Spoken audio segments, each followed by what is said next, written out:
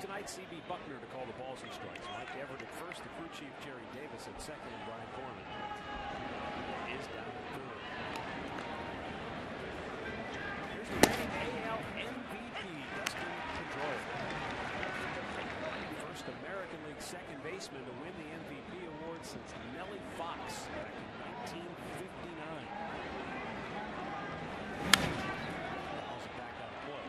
Getting back to that win streak, the last time the Red Sox had a win streak this early in the season, the month of April, this long, you got to go back to 1946 when they won 15.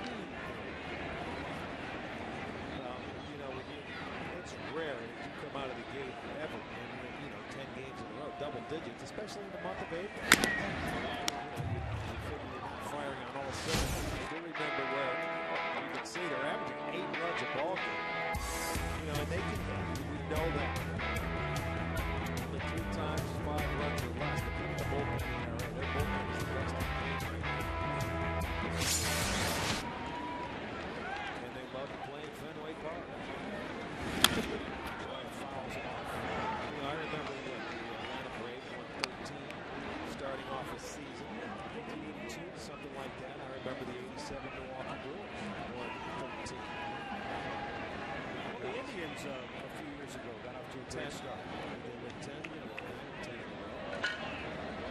That's hard to do. The 0-2 spun them out of the way.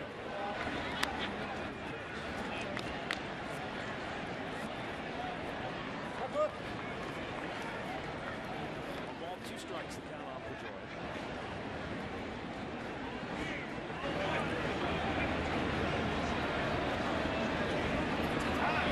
Steps away. Red Sox with a new look on the uniform. They've got names on the back of the jerseys now for the first time. Socks on the shoulder.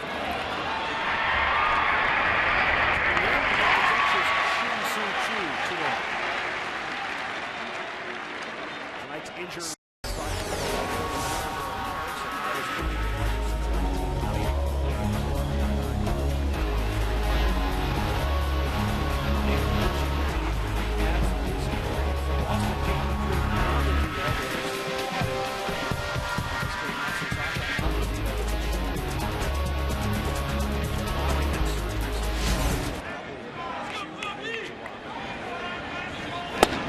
Ortiz looks at ball 1 down low. Safe to say it's a slow start for Ortiz. A lot of homer and 222.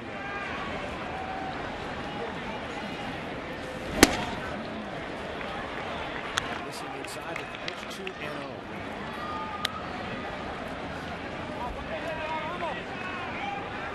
Red Sox with 2-6 to start the year before this 10-game tear.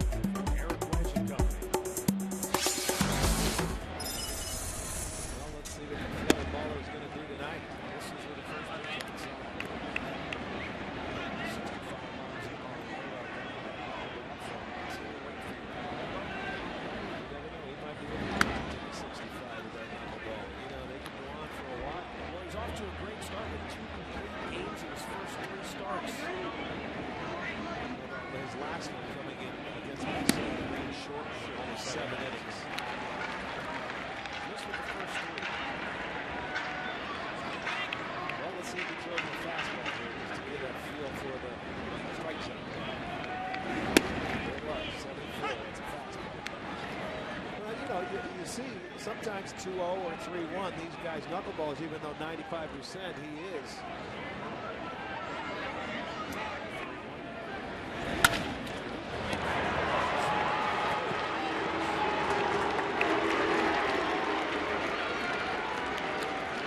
Second for the drive. Second base with number 13. He's making his first start. He's running off to a very good start. 2.45 ERA with 2 games. This guy just continues to stay in Boston as the longest tenure of any Red Sox over there. I think back in 1995, he went to the playoffs against the Cleveland Indians. And he's done a number of things coming out of the bullpen. He'll start. He does it all. Very valuable guy. Cabrera takes a strike. As I mentioned, I talked to Derek Shelton, hitting coach, and he told me that all three of them switch hitters. Cabrera, Victor Martinez, and Trevor. Right hand for a couple of reasons. One, Wakefield has more trouble against right-handed hitters historically, not this year, and it's only 3 starts. And also, he said, because most of our switch hitters get more at-bats left-handed, he'd rather not screw up their left-handed swing against this guy. I can understand. Let's check out the Red Sox defense behind Wakefield. Ellsbury, all three Victoria. That's the Omar, Robbie Alomar, and all those other guys.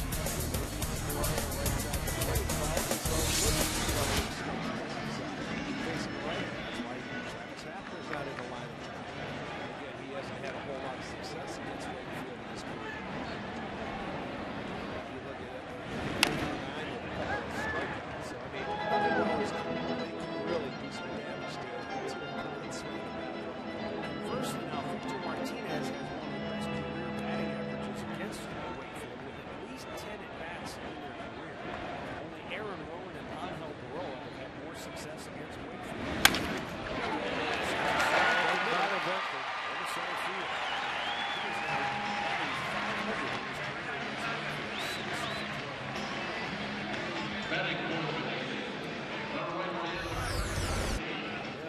It doesn't matter what. And that is definitely the knuckle. It stayed up. And that's what the pitch you want to swing. It starts around the is the pitch you want to go after off the knuckle. When it starts about his waist to mid-thigh and then he lets it go, you better take it because the bottom can drop out of it and it really has a tendency to go south.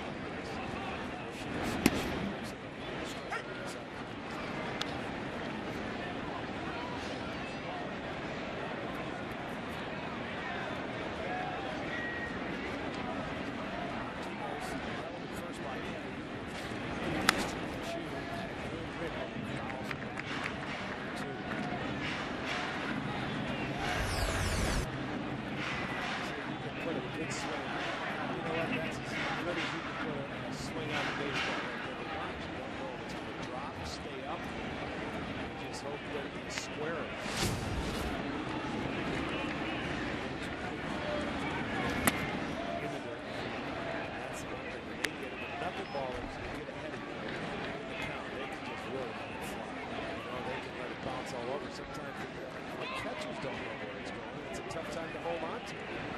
That's why he's always had to have a versatile catcher. 2 mile left. It's good. He can't catch it. He hasn't for a while. Remember a couple of years ago with Josh Barr, he was so much trouble catching Wakefield. He traded him to San Diego and brought him here and belly back.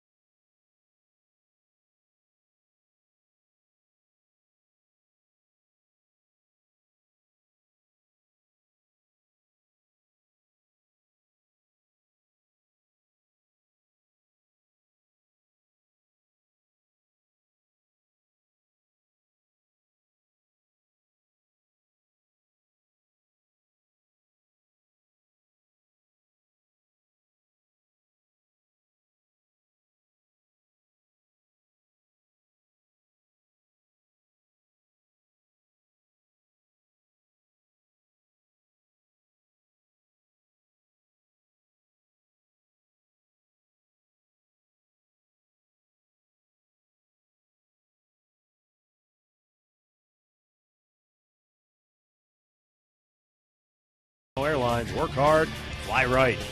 By McCafe Coffees at McDonald's, all made to order with fresh ground espresso beans. And by All Care Dental and Dentures, we make seeing the dentist easy.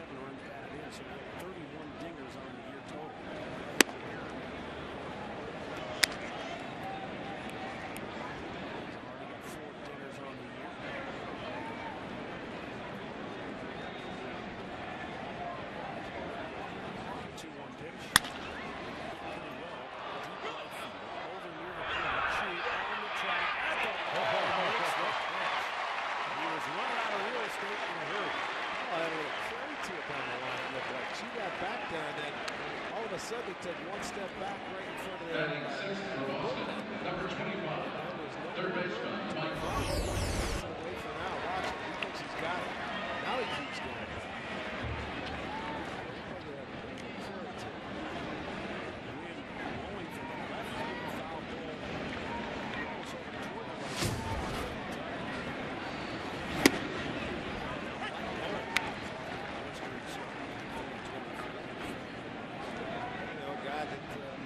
Talked about trading in the offseason. Mike Lowell.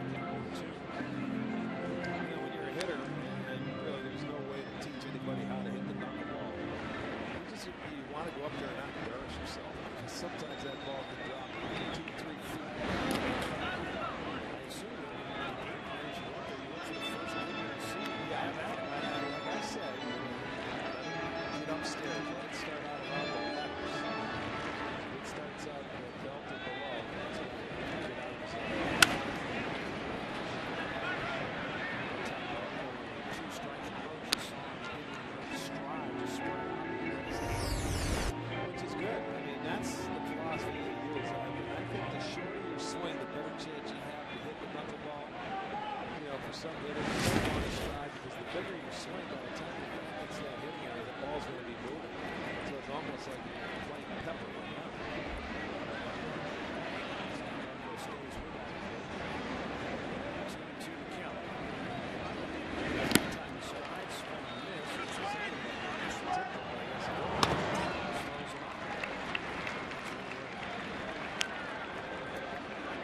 Batting sixth for the Tribe.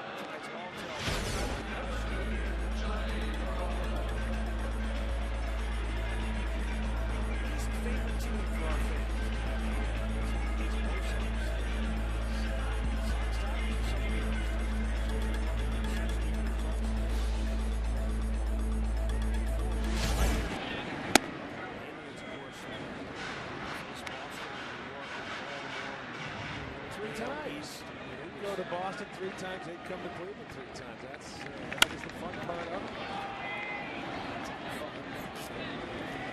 You know, and then you go to the Western Division twice before interleague play. I guess that was what, 97. Detroit, Toronto, Baltimore, Boston, New York. I mean, that was fun. You knew you were going to Boston 3 times, New York, all your own division teams. It's so different now, and that's why you get a lot of 2-game series now because they didn't play, and you know, some of the travel is the way it is. And that's how it's set up now. Although they did change the division where we did play times in Kansas City and Chicago 10 times a year. So you get more games against your own division. It wasn't set up like that.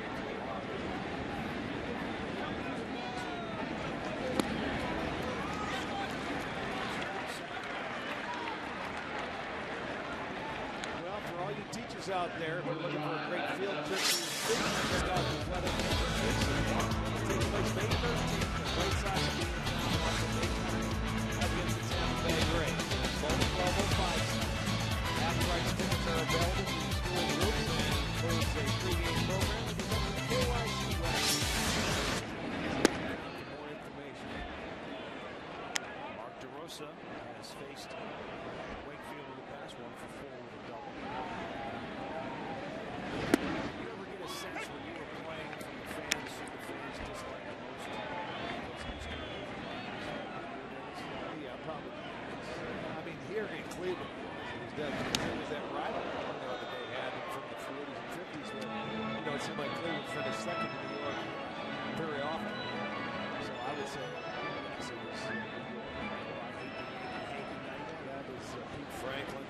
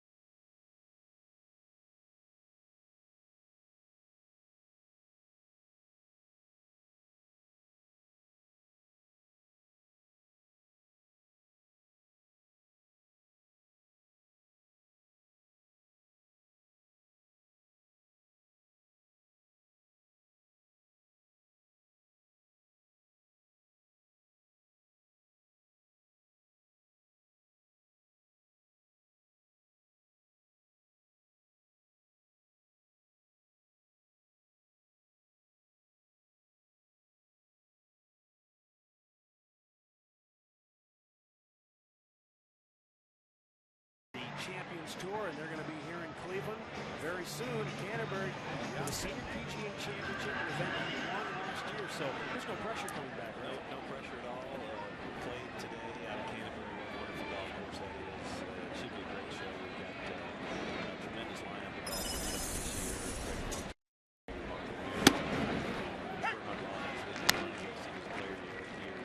It's just a lot of great players. I hesitate to say we're old, but we are.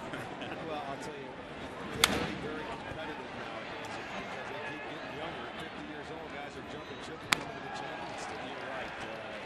Years ago, 30 years ago, there was no such thing as a Champions Tour, so nobody really took care of themselves that great. You know, they figured, mid-40s and kind of fade on into the sunset. Go be a club pro or something like that. Go hustle on the course. But there's a ton of cash to be had out there in the Champions Tour now. So guys are starting to take care of themselves. We know more about fitness and what's, what that takes to lengthen your career. And then the equipment too. The titanium drivers and golf ball that's so far now. Just a little bit easier. Jeff Bailey is struck out looking for the first out here in the third inning. Now, before the ball game, of course, there was a chipping contest here on the field. We're going to look at some of your vintage clips right here. Lead it in there. Look at that stroke. Turn that up, baby. Downhill. That was last year. We played in Rochester at Oak Hill Country Club. The first day, it was really cold. You see, I've got some Hollywood on. I have to buy a different.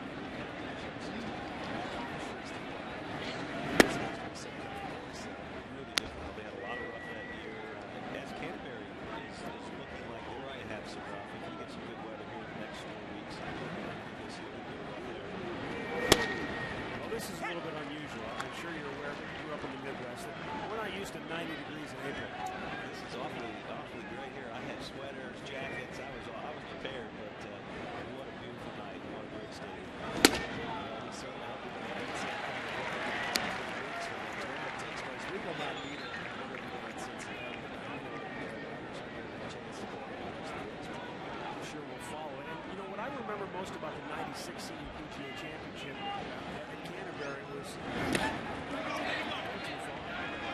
yes, he did. Two strikeouts here for Cliff Lee. 2 down in the inning.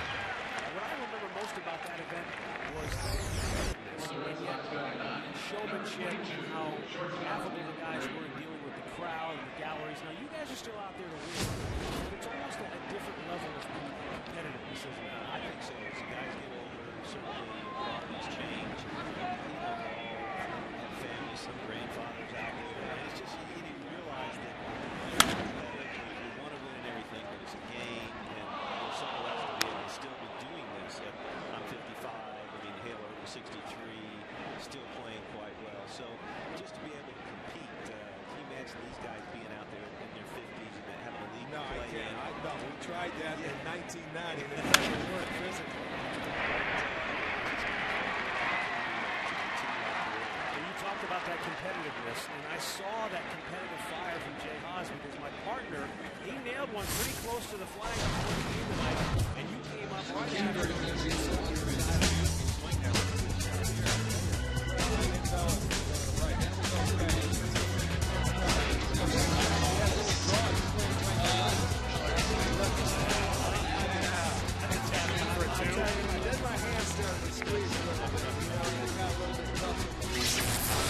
I'll take any of those the week of the PGA. I'll take it that close.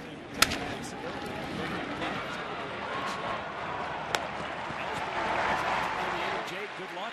We look forward to watching on TV. As Rick said, we'll be in Cincinnati, but good luck. Thank you, have you guys.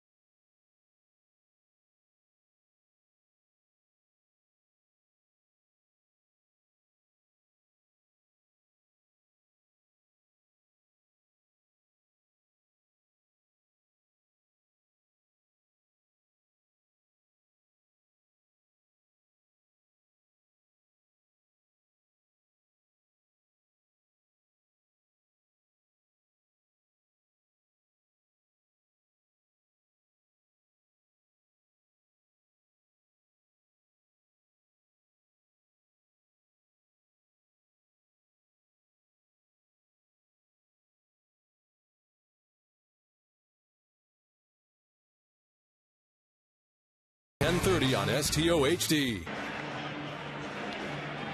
Head to the bottom of the third here at Progressive Field. No score, kind of shot at the top against this club.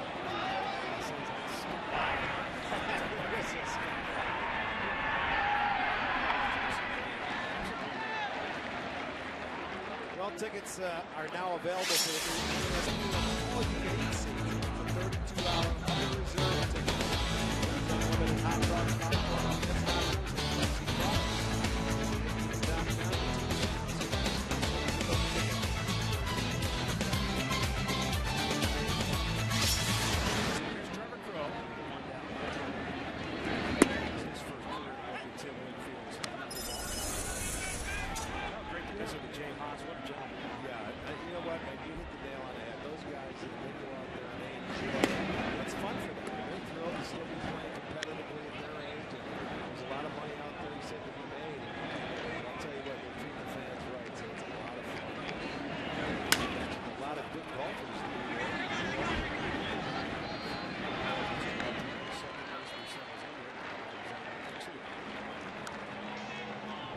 Senior PGA Championship Challenge keyword of the day is the summer. Like a chance to win tickets to the PGA Long Autograph Flag. Click on the contest banner at the top of the page and fill out the entry form. The keyword seller as in fuzzy zone. 20 winners.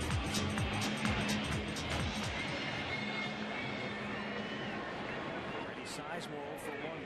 Steps in that fuzzy play was last year. He's a treat. He's fun to watch. Didn't have a chance in the inning, went rather quickly. To talk with Jay Osborne. He was in college. Forest. His golf team was Jay Haas, Curtis Strange, and Bob Bynum. Not a bad trio. Not a bad threesome for your golf team in college. 0-2 the count.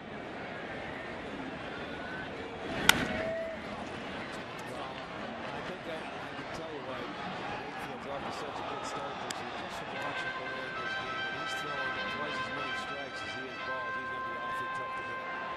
And if he continues to do that, he's ahead of the hitters and really start floating another one. He's 76. He's first game has opened to 76 strikes. His last start in early December, 2 pitches, 63 strikes.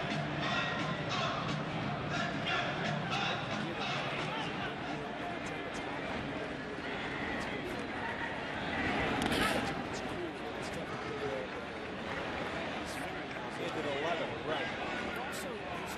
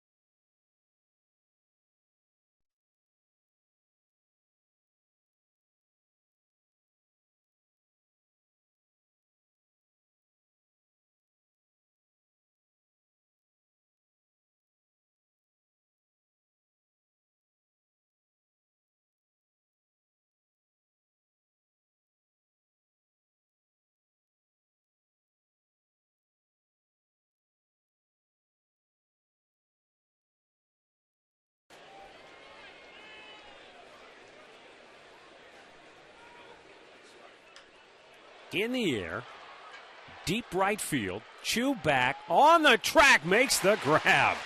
That ball is definitely carrying. That was well hit. But you could see Chu on the dead run. He had to get up on his horse to make that catch. Check out our Subway Fresh Face of the game. Eric Berger down at Kinston. 5-inning, 3-hit baseball. Struck out 6. Carolina League Pitcher of the Week. Subway, play hard, eat fresh. David Ortiz grounded out to first his first time up. Tied him up with a good fastball.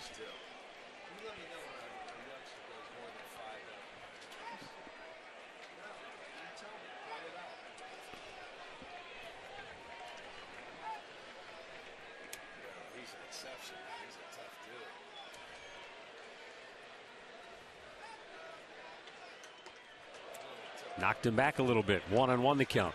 Indians don't employ quite as exotic a shift as we've seen for Travis Hafner, but they've got Cabrera out in shallow right field. Peralta still on the shortstop side of the bag, but shading him up the middle. You take into consideration he's facing a left-hander, and he's not pulling the ball like he once did. I mean, when he was 3 years ago or 4 years ago, Ortiz was hitting that ball as hard as you could hit it. And then playing pepper with the monster in left field. He's off to a slow start, and he just hasn't had the last couple of years. He has slowed down. He hasn't been the same guy. Lee's 2-1 pitch. Swung on foul, tipped in. It's 2-2. You know, rarely would you get him to swing at a pitch like that when you had the count in his favor. You were falling behind. Cliff just throws that little slider or that cut fastball. It's out of the zone, and he got him to chase it. Now the 2-2 pitch. Slow curve. And it didn't quite have the break he was looking for, so now the count goes full. He really tried to get a lot of spin and twist it. And that thing just stayed up top. Look at him. You could see the expression on his face. He realized he overthrew it. Now the payoff. Fastball and hammered to left for a base hit. So Ortiz has the Red Sox second hit of the evening and a one-out base runner for Kevin Youkilis. Well, this is where he figured he was going to get a fastball. He does, and he does not try to pull it. So a good job by Ortiz to stay on the pitch. That's something he's been working on. I watched him today take batting practice, really trying to utilize left field. So he will get the Red Sox second hit. Victor Martinez saying, that's all you got? No, he's not challenging him, but you can bet on that. All right, here's Kevin Youkilis, grounded to short first time up. Check out our Firestone League leaders, our updated batting average leaders.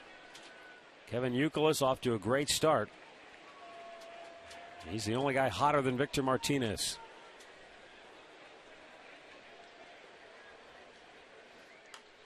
Out of play, 0-2.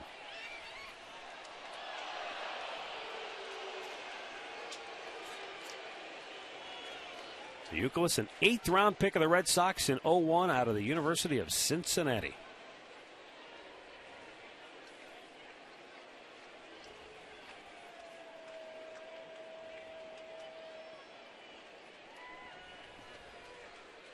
The 0-2. Missed down low with it. While at the University of Cincinnati, Youkilis twice batted over 400 for the Bearcats. He set 6 all-time school records offensively. Just not a baseball factory. But Youkilis was definitely special when he played for Cincinnati.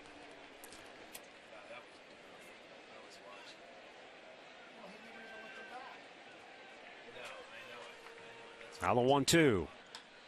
In the air, well hit, long run for Sizemore. Dives and makes a great catch. Holy smokes. On the edge of the warning track, Grady getting dirty and taking extra bags from Youkilis. You know, I thought that ball was going to get down, but it hung up enough for Grady to really run underneath it. It was slicing away from him into right center field. This is going to be our McDonald's. I'm loving it. And how can't you love a catch like that?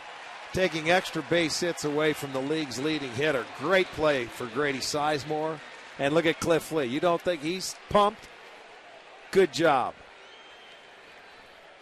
Well, don't worry. You're still hitting 400, so he can go back happy, and that's a great play from a center fielder. Jason Bay now steps in, looks at a strike. He flied out to deep right field. He had Chu up against the fence in front of the Red Sox bullpen his first time up. You better test someone else. He knows it, too. Well, that was a good at-bat for Youkilis. He stayed on that ball, and he grounded out to short his first at-bat, and he was upset, so you could see him consciously trying to go the other way, and he made the adjustment to no avail. The 1-1 in the dirt, could stop by Shopping. 2 down, David Ortiz, the runner at first base, no score. We're in the 4th here at Progressive Field.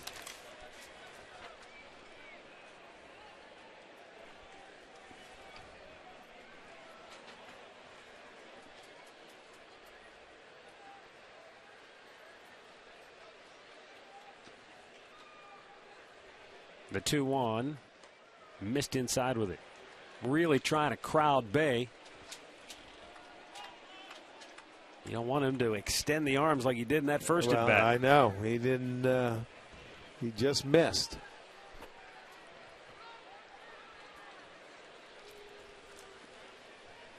Now behind in the count.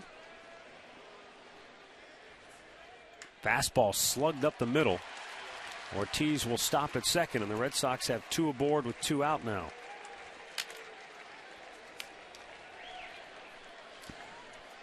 Well, you can see good hitters, when they get into hitters' counts, they're not going to be fooled too often. It was a fastball away, and you don't miss it. He didn't try and drive it. He didn't try and hit it out of the park. He just takes it right back up the middle for a base hit and hit it right on the line. So that's hit number 3, second hit in the inning. So that play by Grady looms very large here in the 4th.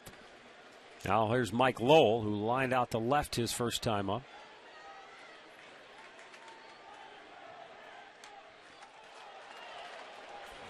.92-mile-an-hour fastball from Lee fouled back.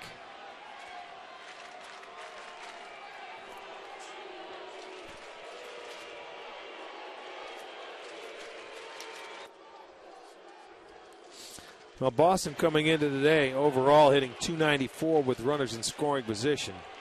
But with 2 outs and in this situation, as a ball club, hitting .367. So they have really come through when it counts. Good breaking ball from Cliff Lee there. Had Lowell swinging over the top. Now he's got him down on the count 0-2.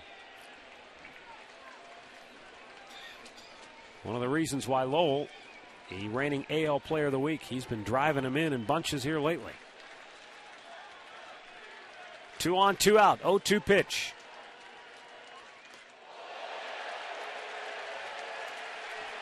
Well, they tried to change the eye level is what they did. They went with after the breaking ball. They wanted the fastball up. Cliff maybe overthrows it. And it gets it up there. That wasn't as close as it looked right there. But still, when it gets up high, eye high, it's no fun as a hitter. So Lowell backs off, but this may be to change it and go right back to the curveball that it got him to swing at for strike 2.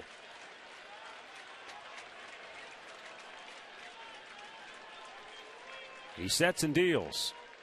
And did he hold it? He got it. Lowell strikes out. And now the first base umpire is saying it hit the ground. So Lowell asked Buckner to check with the first base umpire, and Mike Everett said the ball hit the ground. Now Shopping and Eric Wedge are going to have an argument. Well, they'll have to get it right. They'll have to talk about it, and he can get some help. C.B. Buckner, at sometimes, he can't see it from where he's at. And obviously Mike Everett at first says it hit the ground. He saw it. He would not call it if he wasn't sure, unless Terry Francona asked him to double check. He's explaining to Eric Wedge that ball hit the ground, and I'm sure we'll get a look at it. I mean, it was close. He did get a piece of it. Let's take a look at it and see what it does. Get the ball down there. It hits the ground. Good call. He helped him out. That ball did hit the ground, so they have life left. See, Shopik tried to decoy the umpire, and he did for C.B. Buckner, but he's behind him. He's not going to see that play. So they get it right. Good job by the umpires. Look at, he's saying, well, I tried to get you out of there. Had a little smile on his face. So that Mike Lowell gets another chance. So now they're saying, okay, what do you want to do now? Well, they had the pitch. They wanted. They had him set up for it. Yeah, well, that's exactly what Kelly's out to the mound for. What do you want to do now? I'll tell you what, come back with that curveball again, see if he chases it.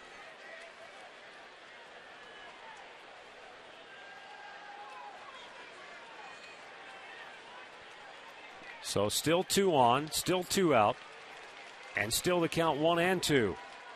There it was. There you go. Bounces it fair or foul? Foul. Foul is the call.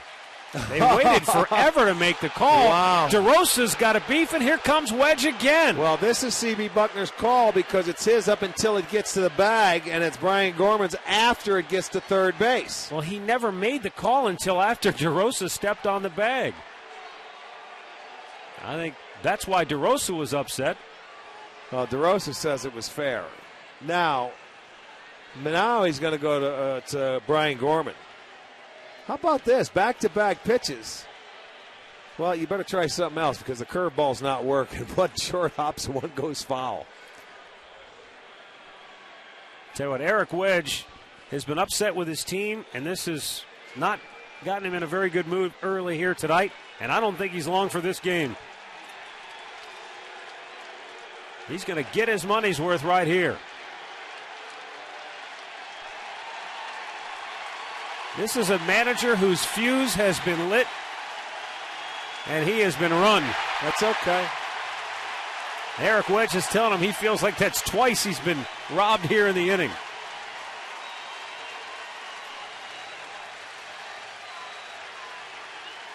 Again, this is a man who's had a lot of pent-up frustration over the way his club has played, and he may have just needed to blow off some steam. So Eric Wedge has been ejected from the game.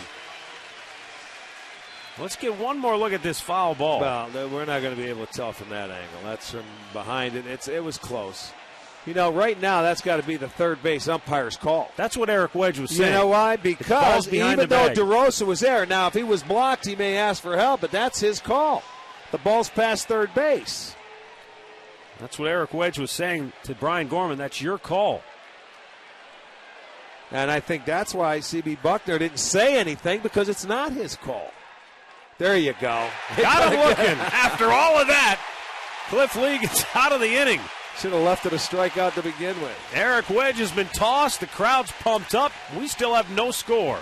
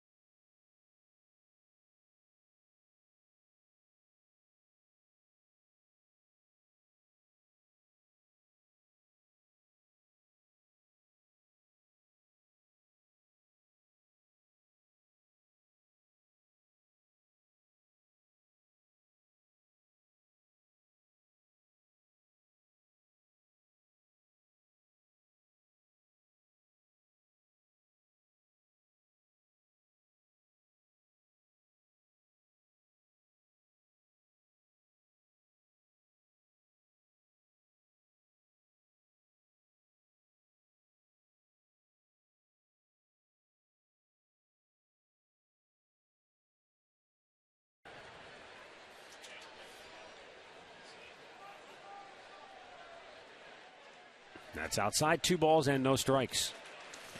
Tell you what, though, this guy so far has done a nice job catching the ball from Wakefield, hasn't he? He really Normally has. they have the enlarged glove, a real big catcher's mitt for the knuckleballer. His doesn't look overly huge like I've seen in the past. You know, I'm sure that may be the only glove he uses for Wakefield.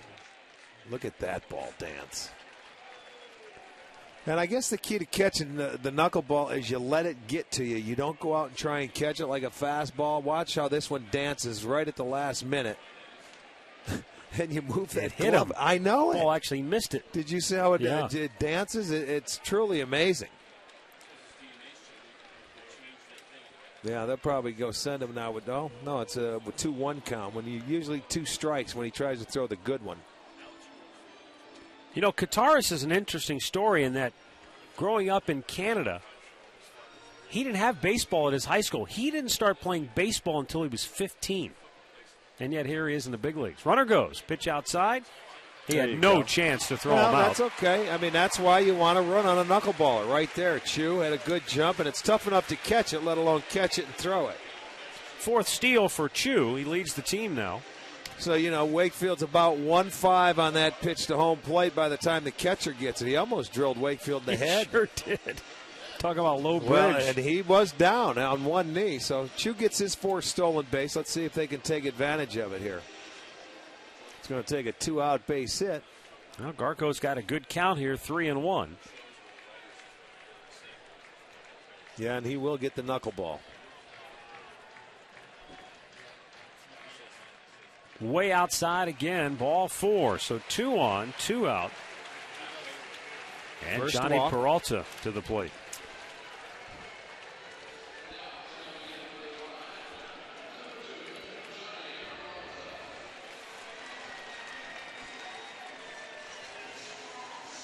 Johnny Peralta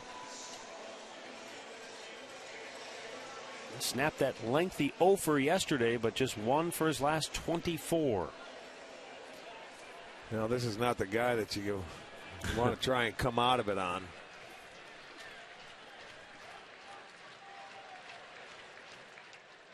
That one got away from Kataris. First time he's had one get past him now, and the runners move up. Well, this is what you need. A couple of breaks. You hit a batter. There was a stolen base. He walks a guy, a pass ball or a wild pitch. We'll see. Probably a pass ball. And, I mean, that's going to happen to catchers like that. That ball just gets by him. That'll go as a pass ball. And out comes John Farrell. Now you get a little chinker and you got 2 runs. Garco's got to concentrate on any time that ball you swing it, you get put in play. There's John Farrell, the pitching coach, formerly here in Cleveland. John, a longtime director of player development for the Indians. Pitcher, he's a good guy. But right now, just settle down. Let's go, he's telling them. So 2nd and 3rd for Peralta, and a 1-0 count. And got it over. 1-1 to count.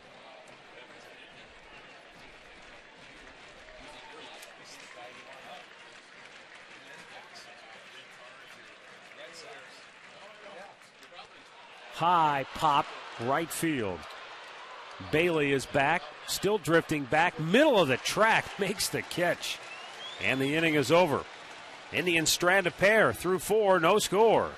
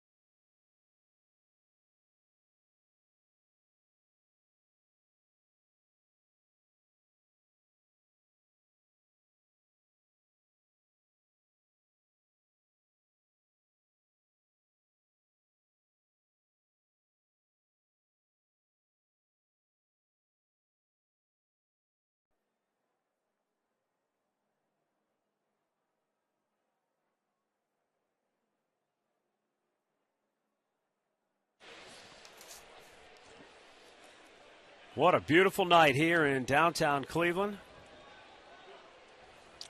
Unfortunately, the meteorologists say we're headed for a change in the weather. Jeff Bailey leads off and swings and misses, struck out his first time up. Rain in the forecast overnight. Rain most of tomorrow, but it looks like the rain will clear out in time for tomorrow night's game, and we should be good to go.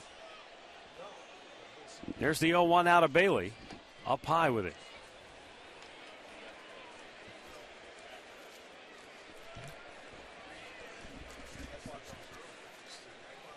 Rocco Baldelli on the disabled list. J.D. Drew nursing the hamstring injury. So Bailey getting some action. Lays off, borderline pitch, up high 2-1. Major League Baseball scoreboard, courtesy of Wendy's. It's way better than fast food. It's Wendy's. Now the 2-1 to Bailey. At the knees to even the count. Cliff in a pretty nice rhythm tonight. Throwing, all 3 pitches, little cutter. Spotting his fastball, going with the curveball. He realizes, man, he's got it at hand. He wants to put zeros on the board until his offense can settle a knuckleball pitcher. Down the line and out of play.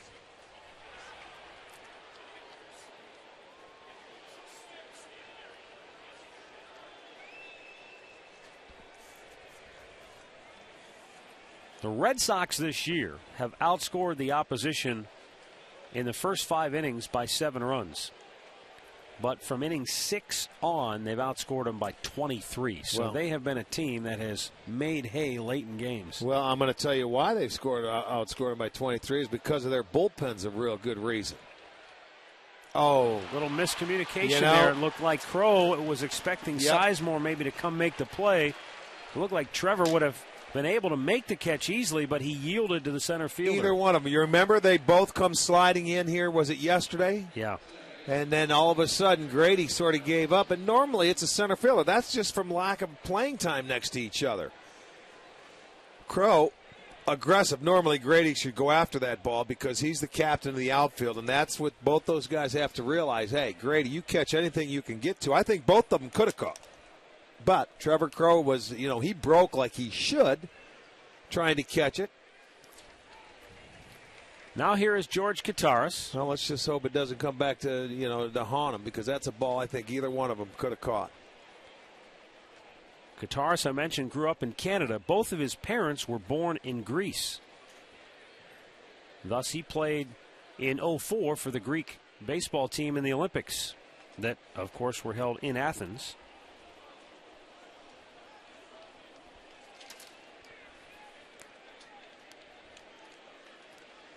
Here you see Kataris. Had to be a hockey player when he was a kid if he didn't play baseball, right? Well, they had softball. They just didn't have baseball. Fast pitch? Uh-huh. That's always big in Canada. But I'm thinking, you had to play hockey if you didn't play baseball. Well, a really neat story here, Rick. Last year he made his Major League debut in September. And he said his mom was walking through a furniture store, and she saw the Red Sox game on the TV, and she stopped. And she sat down on one of the recliners and sat there for a few hours and watched the rest of the game. Get out of here. I'm sure they didn't mind when they found out that was her son playing in his Major League debut. Let me get in the recliner. Yeah. Here comes Mom. Next time they had chips and food for her. 1-2 the count on the Red Sox backstop. Backing up Jason Varitek.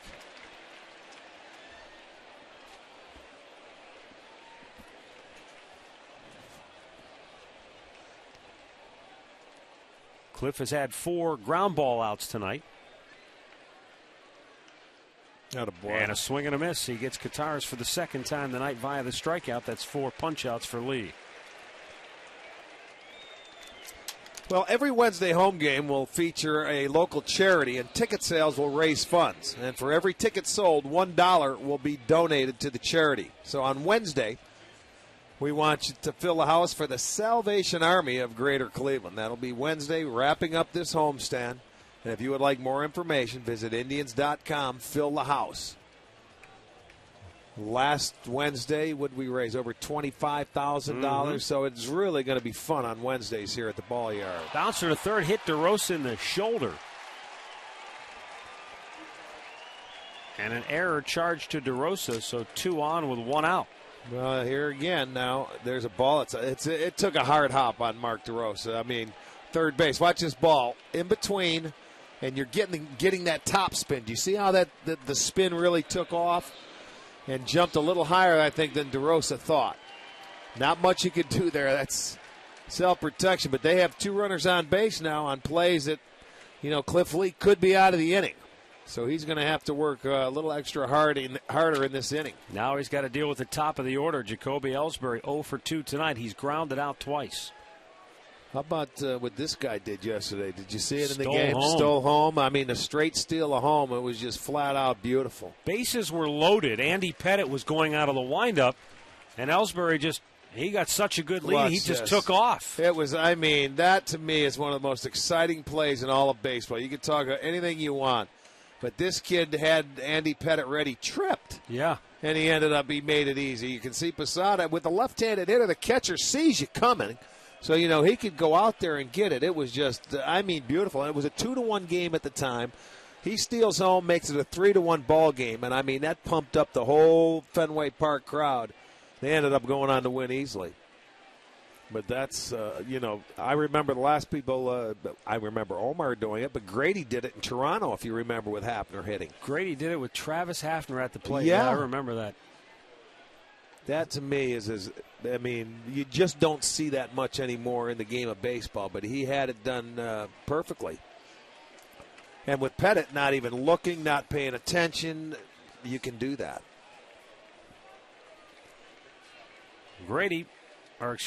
Cliff Lee now behind in the count 2-1 with 2 on and 1 away here. No score, 5th inning. Bouncing ball. Cabrera flags it down. Goes to second for 1. Relay in time. Inning-ending double play. Not easy to double up the speedy Ellsbury. But the Indians turn 2 and get out of the jam. We head to the bottom of the 4th. Still scoreless in Cleveland.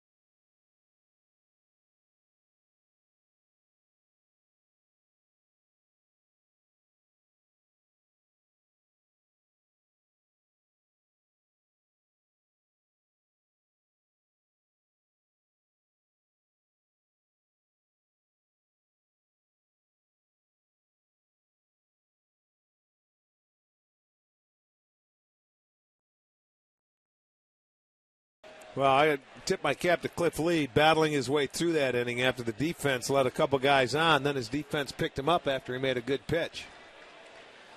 Mark DeRosa swings and misses. 1-1 to count. DeRosa struck out his first time up.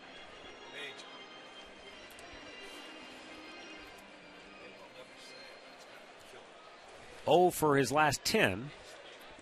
And you just get the feeling that Mark DeRosa may be just pressing a little bit too much. New team, you're trying to make that impact and be that guy. Well, sooner or later you got to relax. 2-1 pitch in the air, center field. Ellsbury with a terrific diving catch. There he shows that great closing speed to take a hit away from DeRosa. He's not going to give anything up. When they make a good play on me, I'm going to take something away from you. DeRosa, that ball gets in on the trademark. You can see him come straight in. That's a fine catch. Coming straight in, and there's Pops. Little love. Pops Wakefield says, thanks, pal. That's what you're out there for.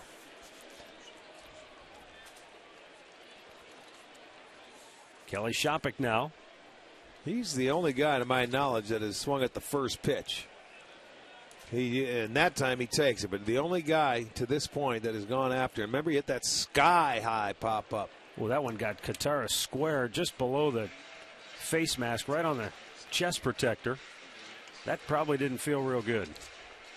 Take another look at this. Oh, yeah.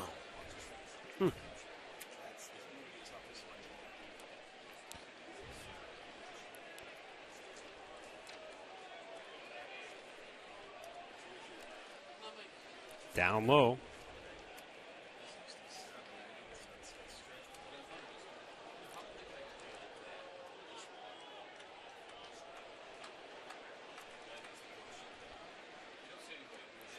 And just tried to he sneak the wanted heater. That one. That was a fastball. You know, you're looking for that slow knuckleball, and what's he do? He tries to sneak that heater in. He says, I can't believe I didn't get that called. You know what? As an umpire, you're probably never looking for a fastball from this guy. So, you know, I wonder if umpires go home at night and think, oh, my God, I got behind home plate tomorrow. Wakefield's pitching. Because how do you tell umpires how to call that pitch? They never see it before. They may come up to the big leagues and never see a knuckleballer. He sneaked a 75-mile-an-hour heater on him, and he wants it called. Got him to roll one over to short. Nick Green throws him out, 2 down.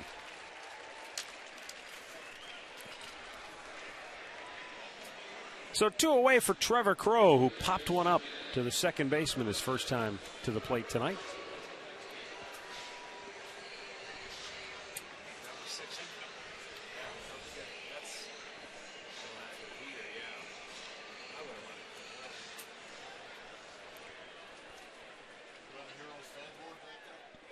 Crow bangs it behind the bag at third. Lowell, long throw, and he got him. So the Indians go 1-2-3. And we've played 5 innings at Progressive Field with no score.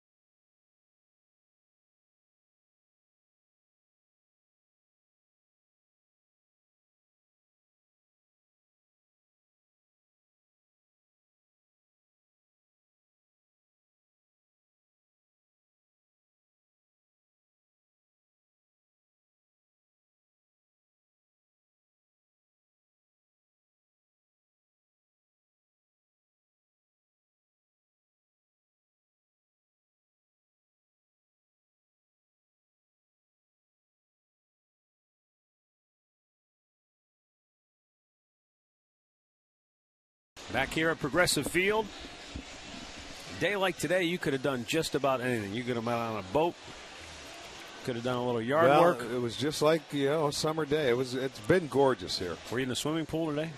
No, I could haven't have opened up yet. Yeah, I have not opened it up.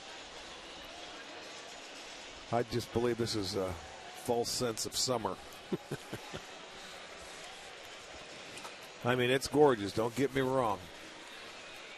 Dustin Pedroia, David Ortiz, Kevin Youkilis. Heart of the Red Sox order. Cliff Lee going through it for the third time now tonight. No score, 6th inning. Pedroia 0 for 2. Twice he has flied out to right. And he looks at a ball down low. 74 pitches for Cliff Lee. 48 for strikes. He's had 6 ground ball outs, 5 fly ball outs, and 4 strikeouts. Back over the screen, 1-1 to count. Young guy, not a very big guy, but he never gets cheated. Boy, he swings with every ounce. Loves the ball up in the zone. Likes to try and drive it. He's hit a couple of deep fly balls to right field tonight.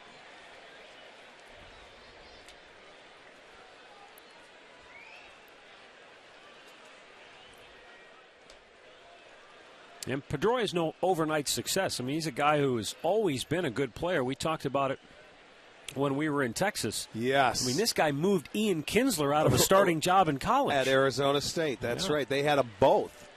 Kinsler transferred. Where'd he go? To Oklahoma? This is hit high in the air to shallow center. Grady Sizemore is there. I don't recall exactly. I think it was Oklahoma. Let's check out the Alltel text poll question once again.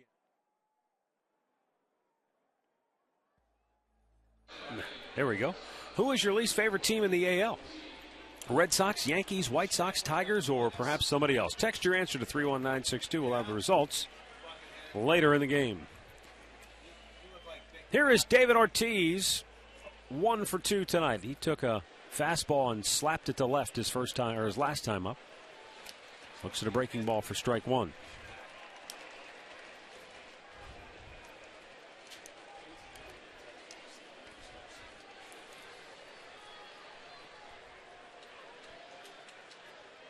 Breaking ball looked pretty good, but a tad high. 1-1. Cliff Lee looks as sharp tonight as he did a year ago when he won the Cy Young Award. Well, this is the only team he did not beat last year in the American League. He only pitched once against them. It was actually his last start of the year. You know, so he wants to go out there. He wants to set the tone for this series. He's the number one. He's your ace of your staff. He's got to go out and set the tempo. And he's matched Wakefield pitch for pitch. It's really been a pretty good game. You know, he wants to come out there, and he knows I can't give up any until my offense scores. There you go. Got the big breaking ball there for an easy out. Ortiz almost looked like he swung defensively to not get hit by the pitch and banged it back to the mound. 2 down. Well, tomorrow night, when the Indians continue this series with the Red Sox, it is the first of 6 this year. Dollar Dog Nights. It's also Spring Super Saver, which means you can purchase a field box ticket for only $25. That's a nice deal.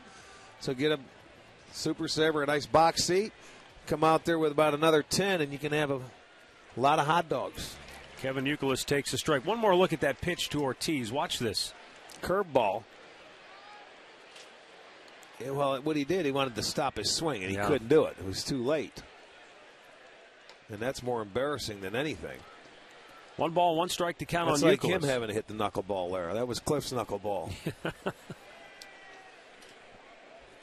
Youkilis was robbed of a hit and maybe even an RBI in the 4th inning. When he drove one to right center, Grady Sizemore made an incredible diving catch on the warning track to take a hit away from Youkilis. If he doesn't make the catch, depending on how the ball rolls and where it goes to. It was Ortiz aboard, so he may not have scored, but yeah, pretty good chance. If you're diving for it, it's going to go off the wall. But you look where that mark is over there in right center field and where he's playing. That gives you an idea how far he had to run to catch that ball. That's got to be close to 60 yards. The only thing I'm thinking of is that he had 2 strikes on him and he was shading him over towards right center, because that's it seems like it's about a mile. I think he was. I don't think he ran quite as far as where he's positioned right now. He must have had 2 strikes on him that last time up. 3-1 count here. You don't give in. Cliff will realize that. Cutter. Full count. Now, when you watch the catch, you see he was shading him in the right center compared to now when you get 2 strikes, because he knows how Youkilis likes to go that way, but he had a long run, so he had a solid 30 yards to get after that ball, and that was slicing away from him. He's shading him again now toward right center. Anytime you get 2 strikes. Grady will do that if you watch him position himself. A lot of times he'll go left and right side of second base with counts. And the payoff pitch. Deep right. Off the end. Chew back, makes the catch. 1, 2, 3 go the Red Sox. Cliff Lee and Tim Wakefield matching each other 0 for 0. No score, middle of the 6th.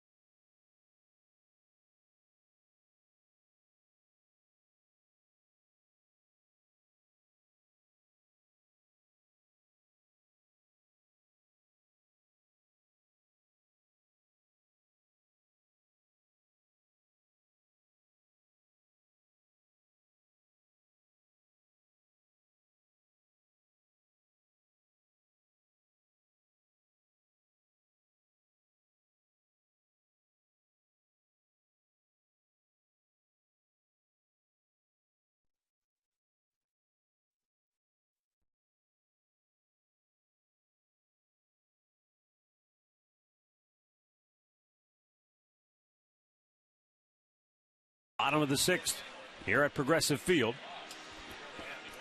Cliff Lee going through the Red Sox lineup for the 3rd time tonight, and now Tim Wakefield will go through the Indians lineup for the 3rd time. Facing Grady Sizemore, it's up high for ball 1. Grady 0 for 2. Indians have just 1 hit. They've also had a batter hit by a pitch, and they've drawn a walk against Wakefield. The Red Sox knuckleballer has struck out 4.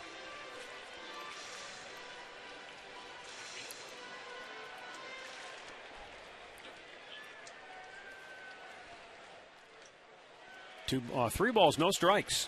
Only the 3rd time this year that he's had a 3-0 count on a hitter, and the other one was Sizemore in the 1st inning. So 2 out of the 3 in the year. 3-0 counts to Grady. He walked him.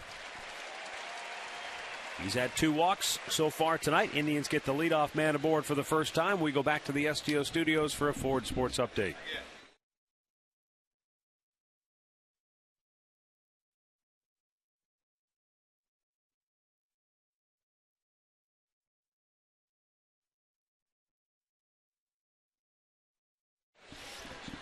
All right, thanks, Al. Let's see if the Indians can take advantage of the leadoff walk here as Dribble Cabrera 0 for 2. Squares to bunt. Pulled it back. It's up high.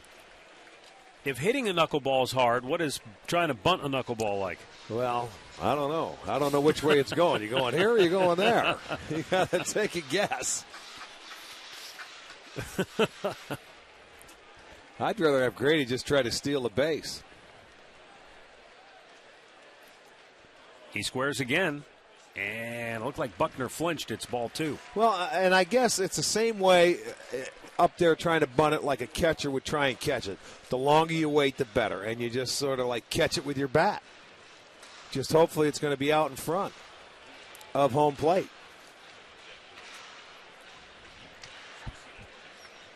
Well, now that he's ahead in the count, let's see if he gives Sizemore a chance to steal it and then and try to bunt him over. It's 6 straight. He may throw a fastball. Oh, Take Grady it. stole that with ease. Yes, he did. His 4th steal of the year, 2nd steal of the night. I think he was halfway to second base before Wakefield let go of the ball. Well, Grady knows. He's terrific jump. He knows he's trying to throw a strike. He just caught him leaning. That he could have went in standing up. So now a 2-1 count. Euclid pinching in at third. Lowell pinching in at the other corner.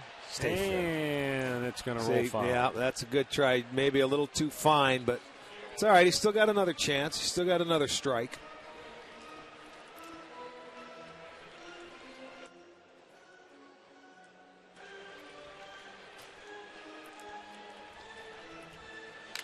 You know, they better keep their eye on Grady because if he's pinching in at third base there, he could steal that bag as well.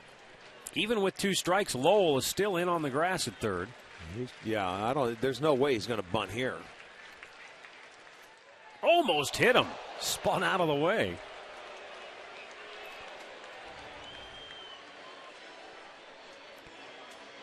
That ball just took off. Got away from him. It got underneath it, and he cut it, and it just took off. I think Contreras did well just to catch that one. Yes, he did. He does well to catch every one that's thrown.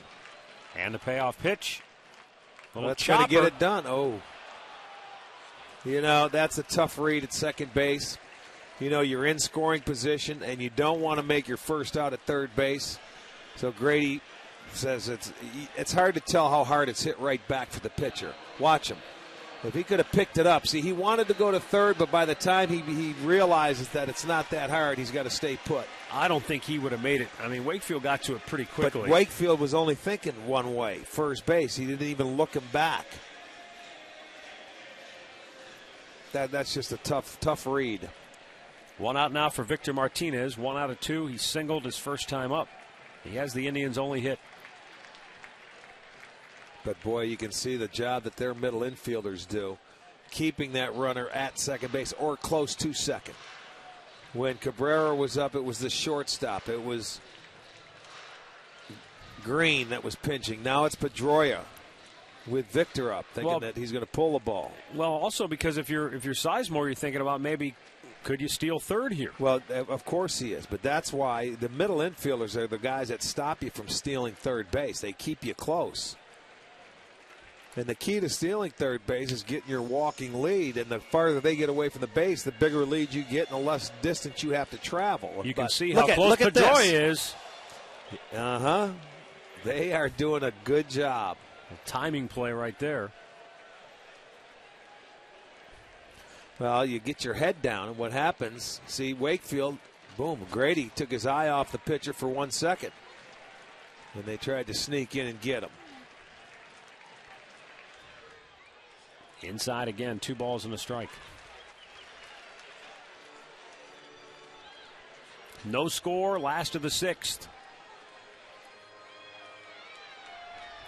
Boy, when you get in a ball game like this, it's all the little things, boy. Anything can happen. You got to take advantage of anything you can. In the dirt, and a good stop by Contreras.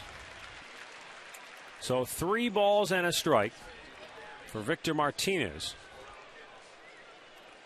with Grady Sizemore at second base.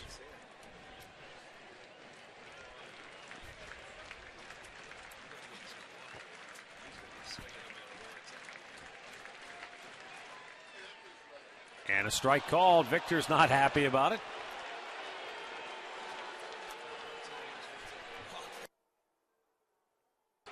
That one looked a little up and in.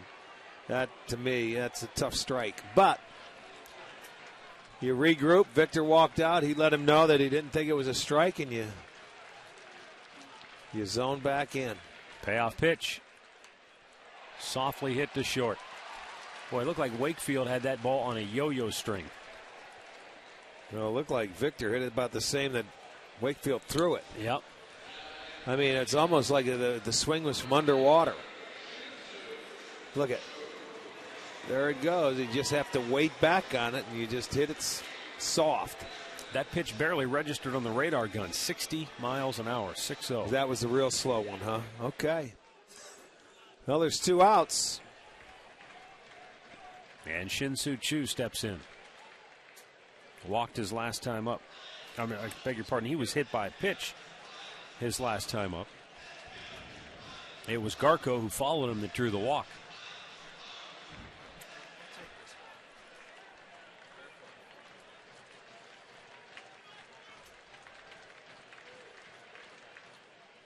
In the dirt, Kataris can't find it. Grady will go to third. Well, you move up there. That's going to be a wild pitch. That one bounced first. So now, I mean, you can get the same thing here with a man on third base. You could get a wild pitch. You can see that one. Very tough one to handle. Tough to pick up.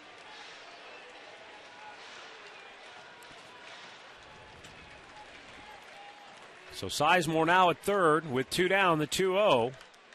And Chu had a good rip, but he was out in front.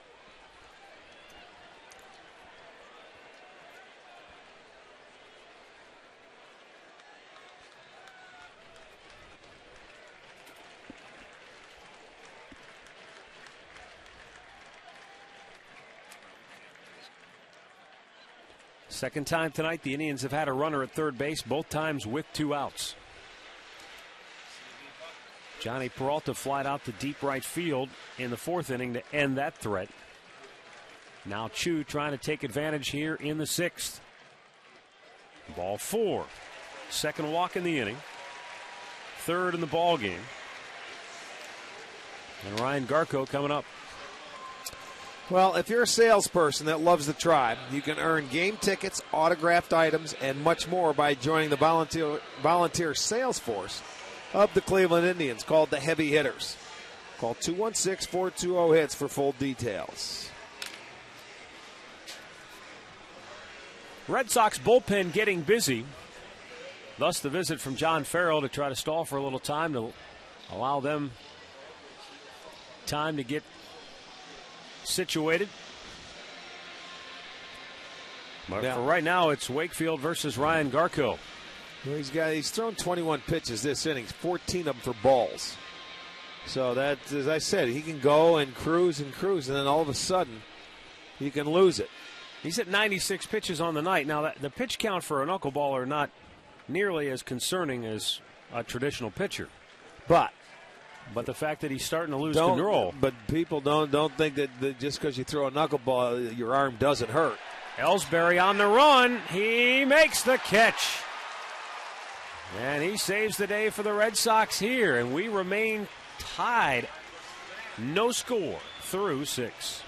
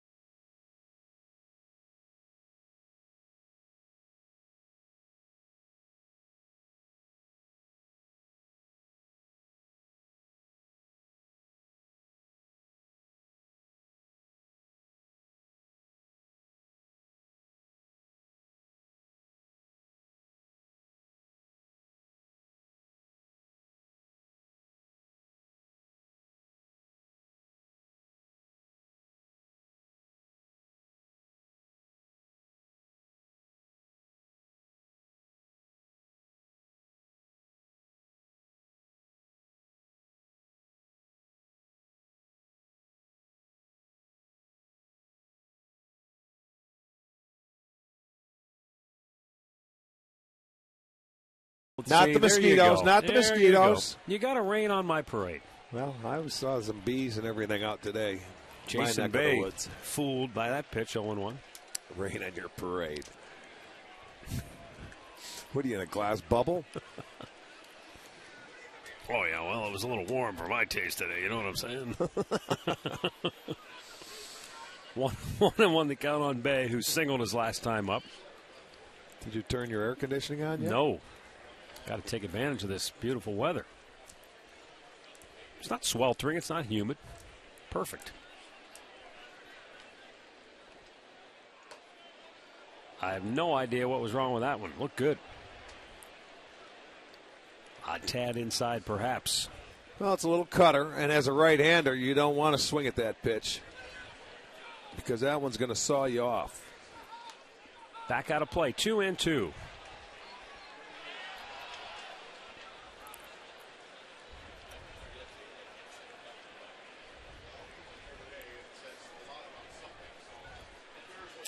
Wasn't this guy and Grady roommates over in the Montreal organization when they were coming up as kids? I believe. I know they're good friends. I know they worked out together in the offseason in Arizona.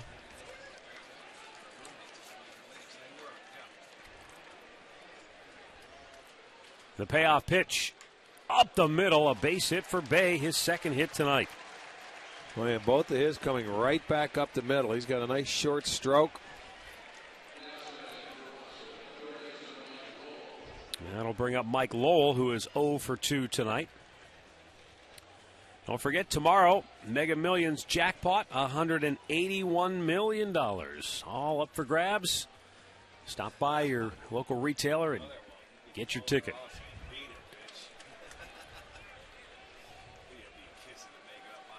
.93 pitches for Cliff Lee on the night.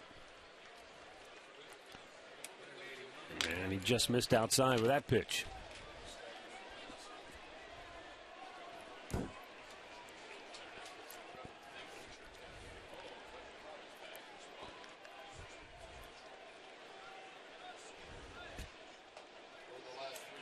Pounds the strike zone, 1-1.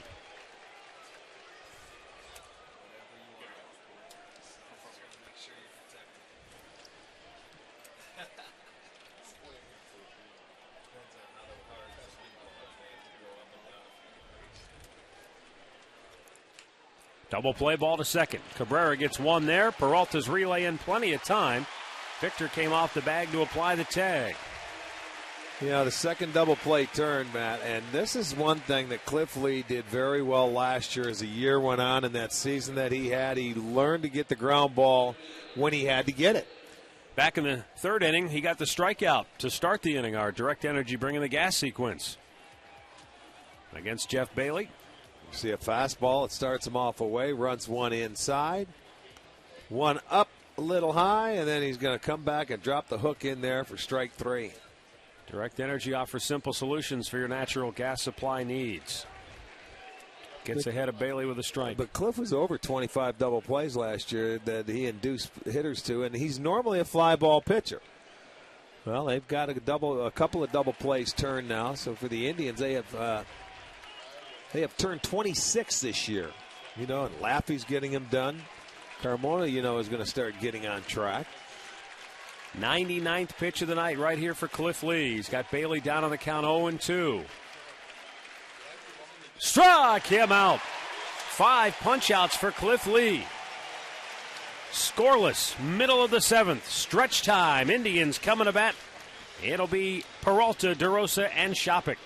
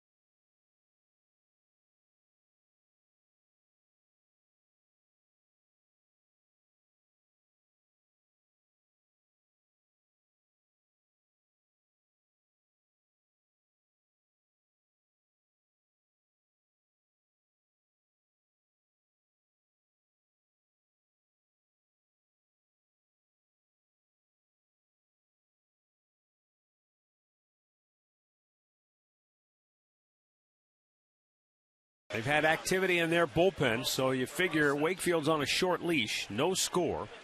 Johnny Peralta leads off 0 for 2.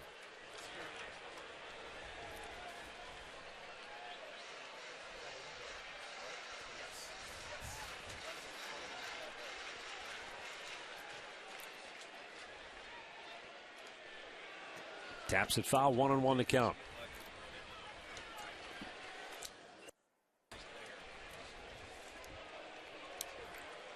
Tim Wakefield has dropped his ERA down below 2.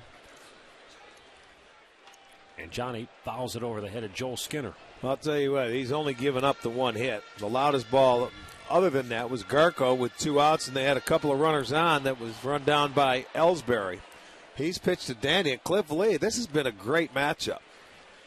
This scoreboard update brought to you by Coors Light. Frost brewed Coors Light, the world's most refreshing beer. The 1-2 to Peralta. And it evens things up. Back in that 4th inning when they had runners at 2nd and 3rd, Peralta hit a fly ball to right that off the bat looked routine.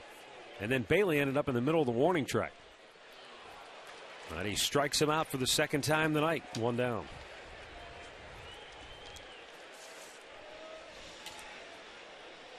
Cleveland Browns football camp coming up this summer, providing boys and girls ages 8 to 14 an affordable way to learn football tips, techniques, and life skills from the Browns themselves. June 22nd through the 26th. Space is limited, so sign your kids up today at clevelandbrowns.com.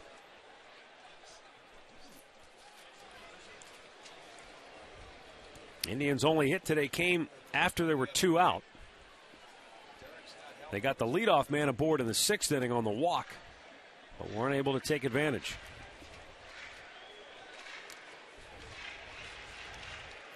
DeRosa lost a hit in the 5th inning when Jacoby Ellsbury came sprinting in and made a diving catch.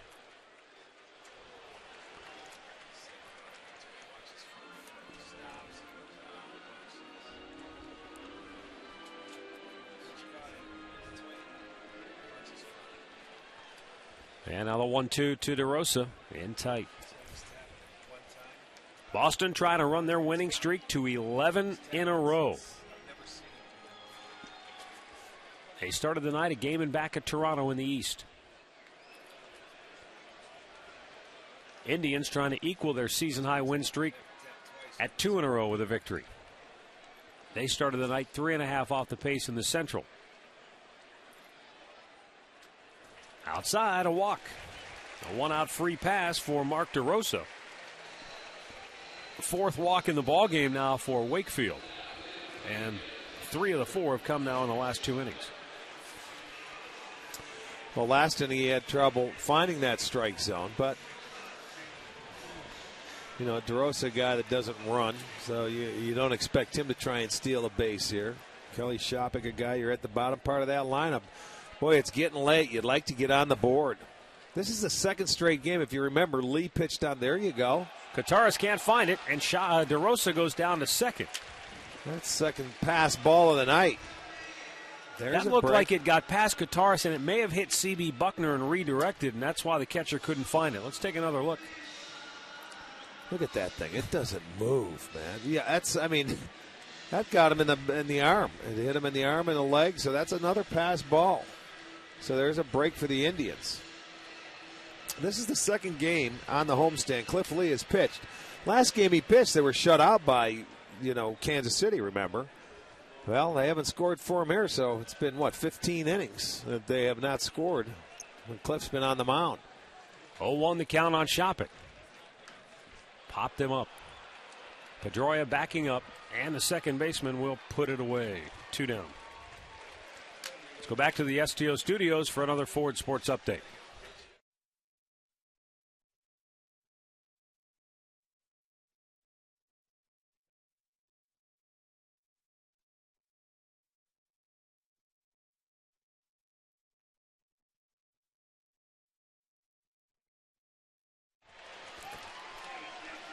Now Detroit's starting to open up, play pretty good right now. They're going for their 3rd straight win. They're the only team in the division that began the day over 500. Going to get a pinch hitter right here for Trevor Crow. It'll be Travis Hafner.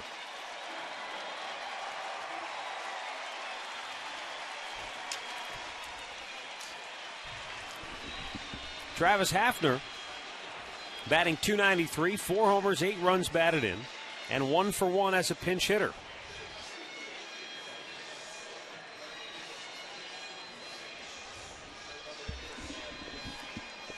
Eric Wedge hoping Hafner can come through with a base hit here and put the Indians on the board and give them the lead. No score, bottom of the 7th. DeRosa at second base with 2 down.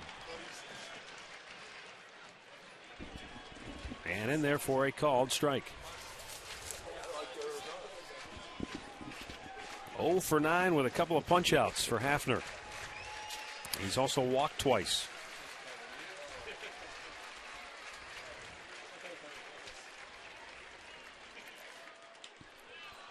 Lazy pop, shallow left, Jason Bay. Nope, it'll be the third baseman Lowell who backs up and grabs it, and that'll do it. 7 in the books, still no score here in Cleveland.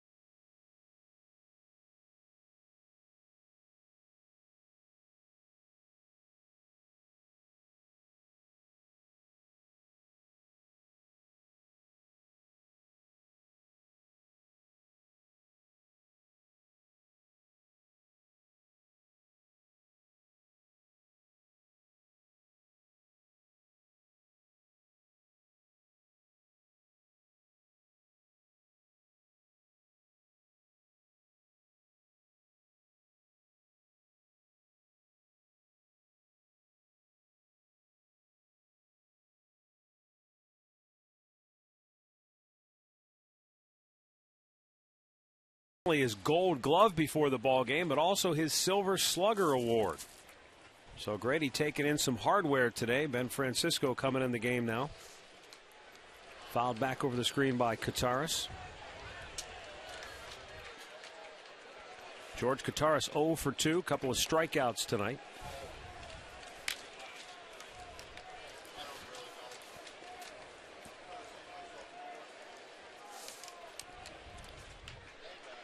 Right back to the mound. Cliff will throw him out. 1 down. Well, stay informed throughout the 2009 baseball season with MLB.com. Team text alerts and video alerts. You can customize your mobile alerts, including news, game summaries, scores, and more. Sign up now by texting Get Indians to 65246 or visit MLB.com/mobile. Nick Green, 1 for 2 tonight, steps in.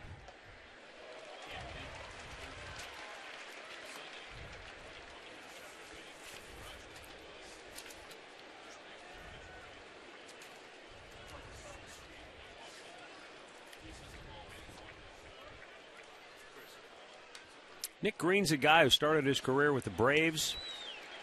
He spent time with the Devil Rays, the Yankees, the Mariners. Went back to the Yankees last year and spent the entire season at AAA. And then signed with the Red Sox in the offseason And now here he is in a starring role because of injuries. Well, they did activate Lugo today, the other shortstop. He is not in the lineup, but probably a good chance you'll see him play tomorrow. Yeah. But Green's going to stick around because Jed Lowry won't be back till probably the middle of the season. Broke his bat. Mark DeRosa flips it over. High throw, but Martinez came back down on the bag. 2 down.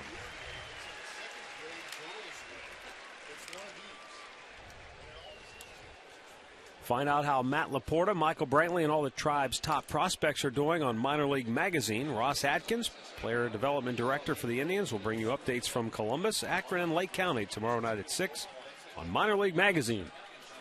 Sports Time, Ohio. 2 down for Jacoby Ellsbury, 0 for 3 tonight. Cliff Lee has pitched a gem here tonight against a team that came in here averaging 8 runs a game on a 10-game winning streak. Ellsbury tries to bunt. Cliff Lee says none of that. 1, 2, 3 go the Red Sox. What an outing for Cliff Lee here tonight. He is pitching like the reigning Cy Young Award winner, but we are still scoreless.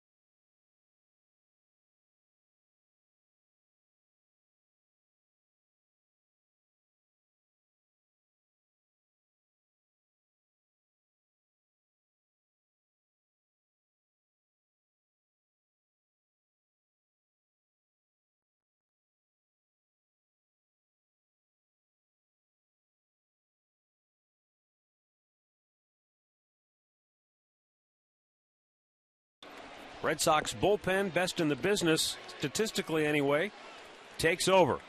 Manny Del Carmen, who throws hard, but after watching Wakefield for 7 innings, it'll probably look like he's throwing 150 miles an hour. It seemed like 1,000 miles an hour. And the Red Sox bullpen has been outstanding. They are the best in the business. They've only given up 5 earned runs in their last 41 innings, beginning the middle of April.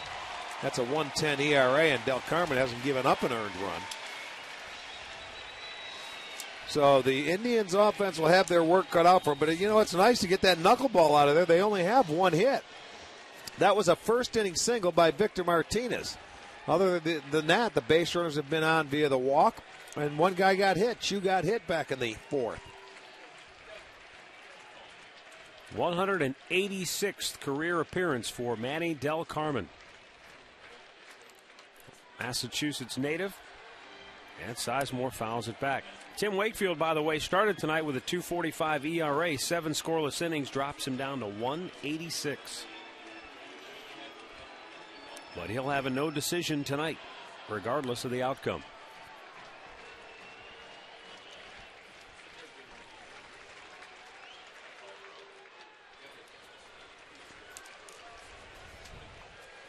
Is there an adjustment? for a hitter after you face the knuckleballer? No, you'd rather face these guys. Come on, bring me the fastball. I don't care. You could throw it 200 miles an hour. The adjustment is to get to the knuckleballer that just floats up there. These guys, no, they won't mind now. This is the normal people they're used to facing. Brady popped in the air center field. Ellsbury broke back, but now able to come in and grab it one away. Results of tonight's All-Tel text poll asking our fans, who do you least like? Well, it's still a no-brainer. Yeah, it doesn't matter. Yankees still #1 far and away. As Drupal Cabrera steps in now with Victor Martinez to follow. Cabrera 0 for 3 tonight.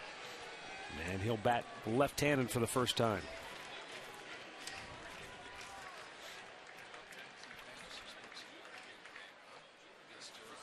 And Del Carmen fires a strike over at 96 miles an hour.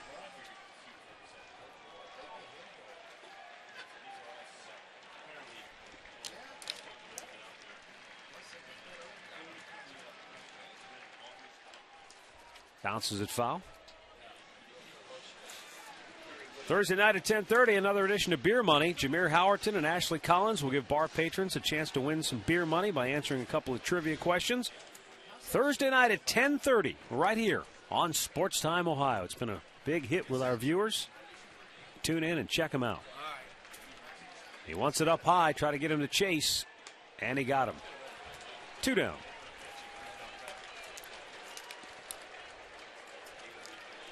That'll bring up Victor Martinez, who has the Indians' only hit tonight, and that came back in the first with 2 outs. Indians had a couple of chances against Wakefield. They had runners at second and third with 2 down in the 4th inning. And they had runners at first and third with 2 down in the 6th inning.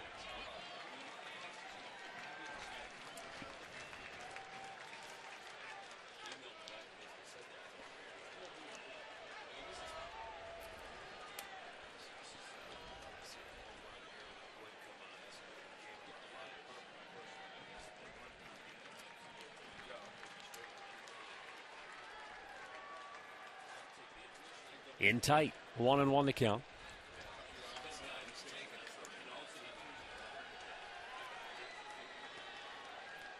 Kerry Wood warming in the Indians bullpen just in case Martinez takes him deep here. Yeah, you got to get that closer ready in the bottom of the 8th. You never know. Just missed outside. 2-1 to count. There is Kerry Wood hoping for a chance if Victor Martinez can pull the Indians ahead here.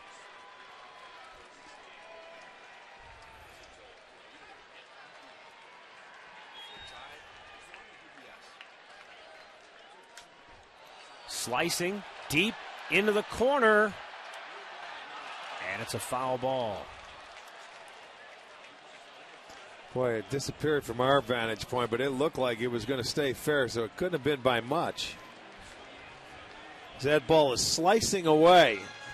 Started in fair territory, and you are going to see it is. It's about a foot, 2 feet foul. Very close.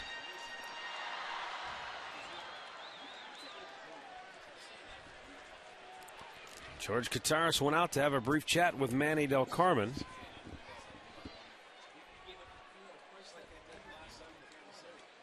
Now he's got a regular catcher's mitt on, as opposed to the oversized mitt he was using for Wakefield. Looks like a second baseman's glove compared to the one he was using. Here's the 2-2. Jammed him. And Nick Green at short will throw him out. Indians go 1-2-3. We go to the 9th. Still no score.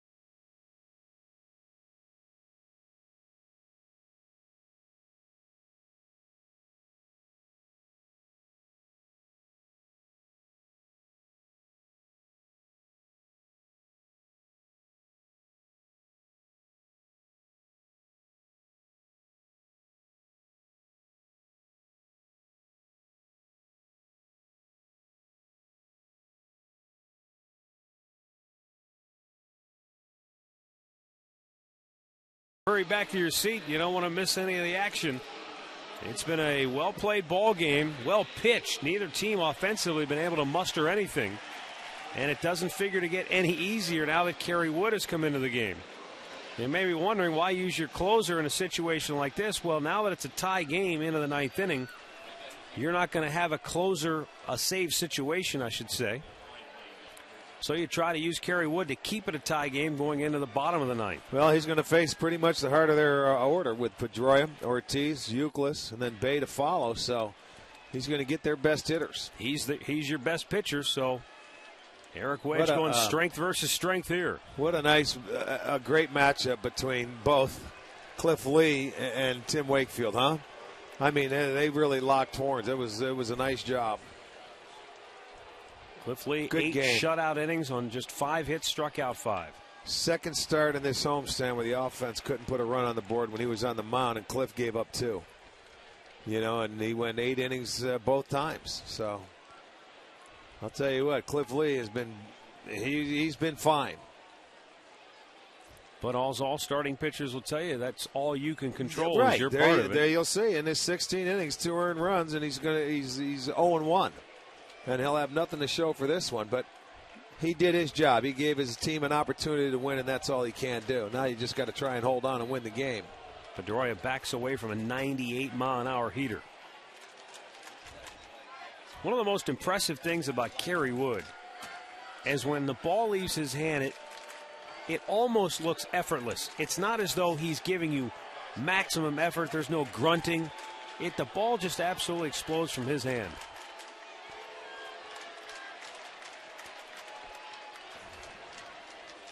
But he's fallen behind a very dangerous hitter, 3-1. And you've got the always dangerous David Ortiz on deck, followed by Kevin Euclid here in the Red Sox ninth.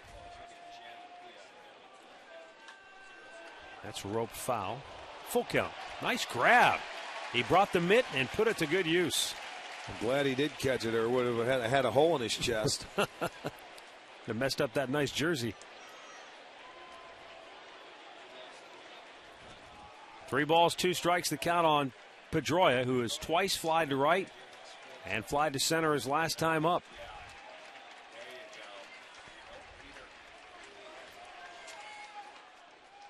Lays off the slider, and the Red Sox get their leadoff man aboard.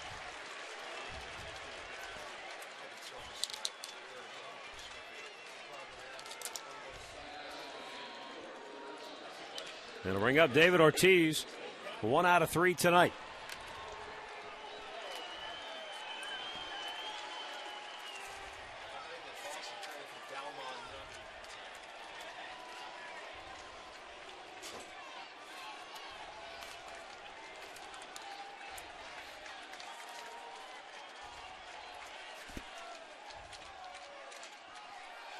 Jammed him.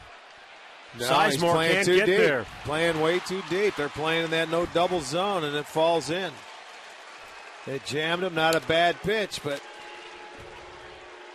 you know, the infielders, they pointed up for Grady, but he was very deep in that situation. Well, with that angle, we're not going to see where he was at. It's a good fastball. See, there you'll see how deep he was. And now by the time he comes in there, he's not even going to get close to it. That's way too deep. See, that's where when you play no doubles, that's where it hurts you. On those balls right there, that you jam a guy, you make a good pitch, and it falls in front of you. Now Kevin Euclid steps in with 2 on and nobody out. 98 miles an hour back to the screen. Well, yeah, I mean, you don't worry about the speed. You worry about the location. These hitters, they can catch up to anything. Doesn't matter how hard it's thrown. They'll find a way to put it in play.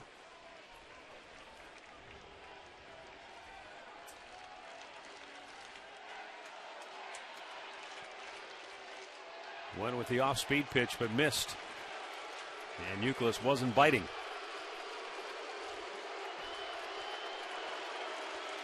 One and one to count. Some cries of "Let's go Red Sox" have elicited boos from the hometown faithful. shattered the bat. Chu in right field is there. One away. The runners hold. Pieces of that bat scattered everywhere. Well, let's look at that sequence from Kerry Wood to Kevin Youkilis. He's going to start him off. Fastball fouled straight back. Come back in, missed with a breaking ball. And then bingo, right back in on your handle. Bat goes everywhere, easy out. Out number one. Now Jason Bay, who has 2 hits already on the night, and the only out he made was a fly ball deep to right field.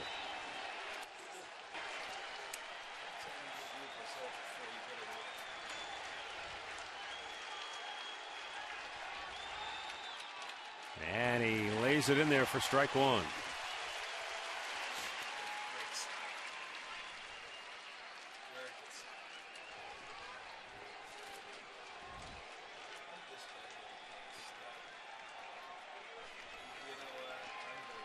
Kerry Wood trying to get out of a jam, 2 aboard, 1 out. The 0-1 to Bay. Hit well, deep left center field, and gone. Jason Bay, a 3-run homer. And the Red Sox lead it 3-0.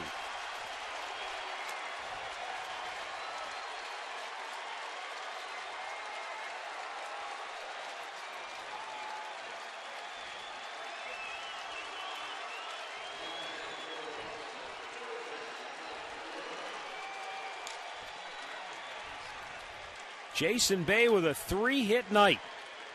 And as I mentioned earlier, the only out he made carried deep into the right field corner. This one, I tell you, it doesn't matter the speed. That pitch was probably as hard as he's thrown any of them tonight, but it was straight, it was down the middle, and they took advantage of it. And now Lowell bounces one in front of Sizemore, and on the diving effort, Lowell rounding second. He'll go into third base with a triple.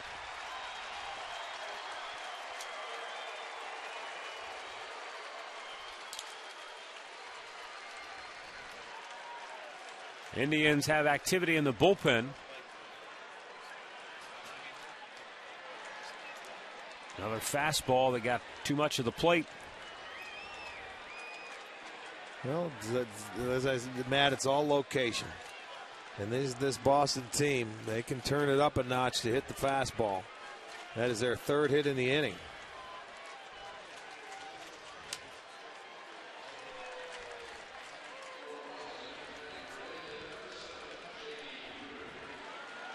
Here comes Carl Willis out to chat with Wood.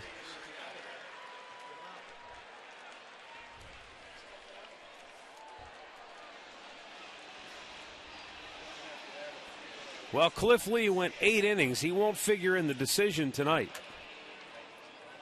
He pitched shutout baseball, allowing 5 hits. He dropped his ERA from 5.25 down to 3.94 with his effort here this evening.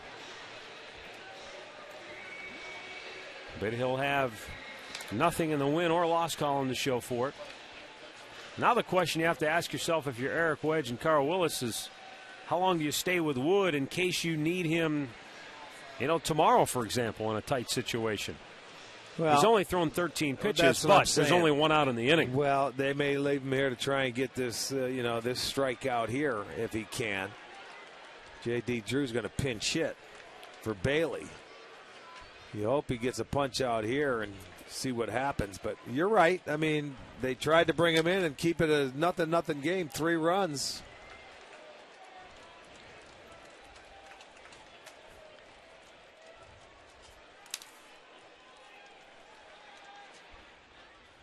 Breaking ball in for a strike.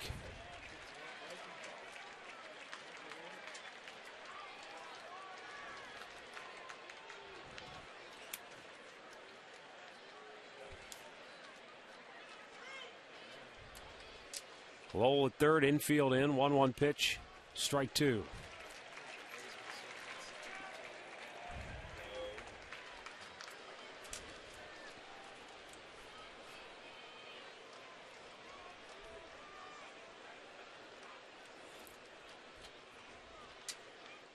Yes, he went too far, and that's a strikeout, 2 down.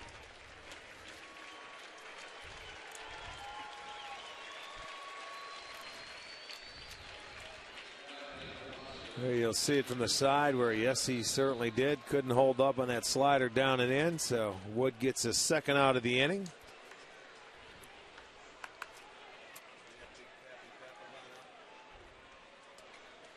And now Kataris pops it up, foul, and out of play.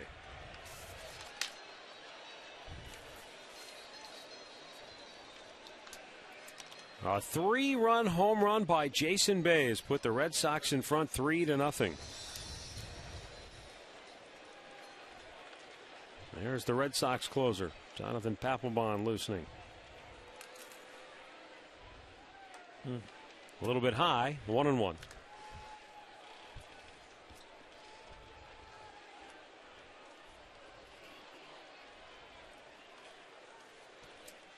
A walk, a bloop single, and a blast for Boston.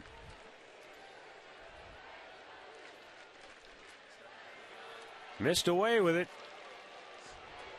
2 balls and a strike.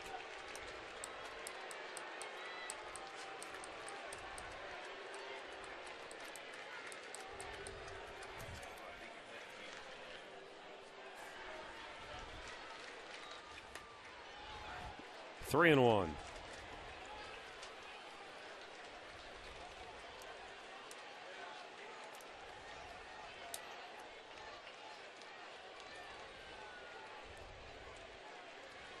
Still a runner at third, 2 down, and the 3-1 pitch to Kataris. And it's ball 4.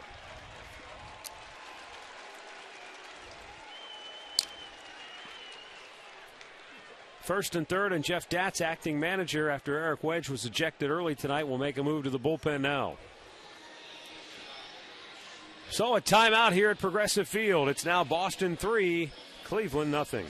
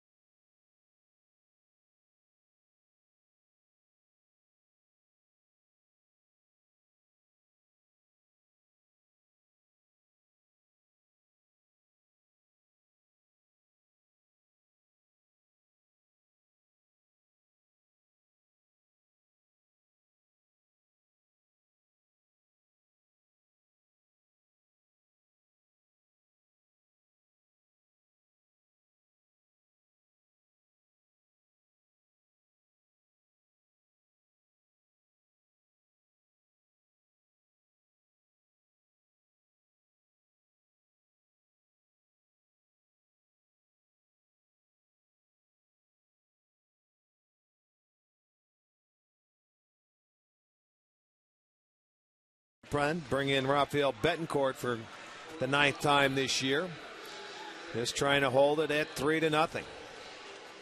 What a game this was. Zeros on the board for the first 8 innings.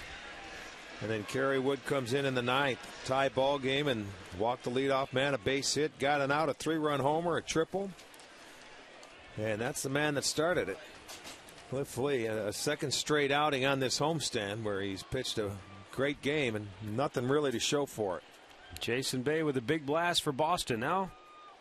With 2 on and 2 out, Nick Green facing Rafi Betancourt. Green is 1 for 3 tonight. Fastball right back to the screen.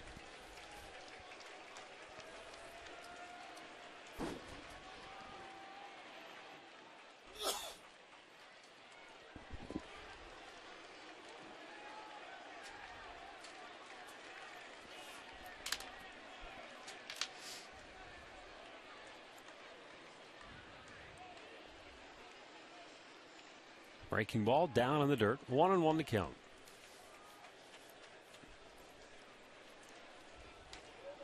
$18,652 the attendance tonight here at Progressive Field on a gorgeous evening. And as Rick mentioned, this was a great pitcher's duel for 8 innings. Red Sox breaking out in front here with a 3-run homer in the 9th. Betancourt trying to get out of the inning and keep it a 3-run deficit now. And Green able to lay off a second off speed pitch, 2-1.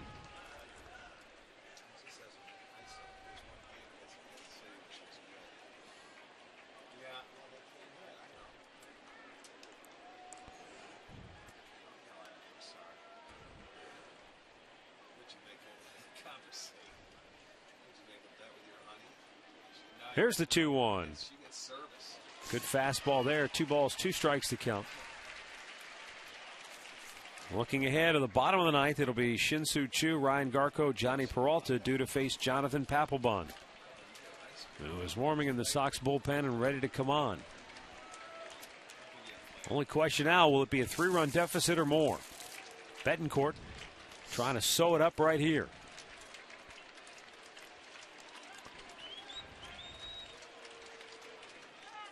The 2-2 pitch struck him out. The Red Sox get 3 on the blast by Bay, and now the Indians will try to battle back against Papelbon.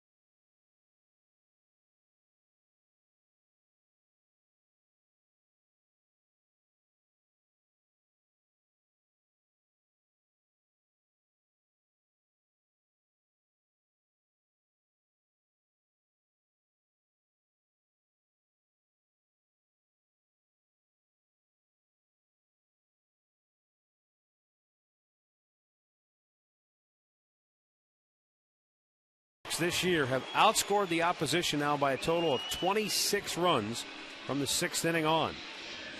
And again here tonight, they get the late inning surge to take the lead. 3-run home run by Jason Bay. And now Terry Francona turning it over to his closer, Jonathan Papelbon. He'll face Shin-Soo Choo, Ryan Garko, and Johnny Peralta.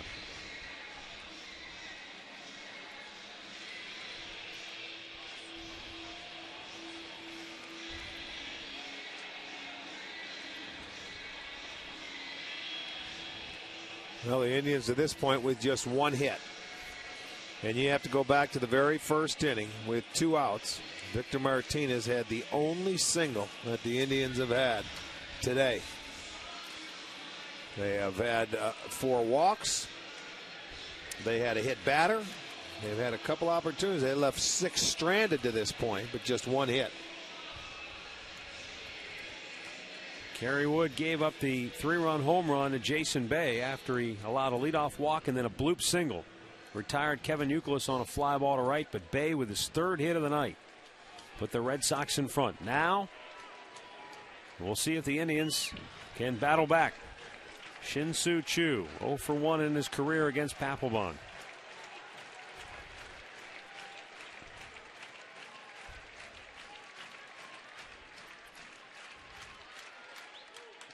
And a fastball smacked right back up the middle. Indians get the leadoff man aboard.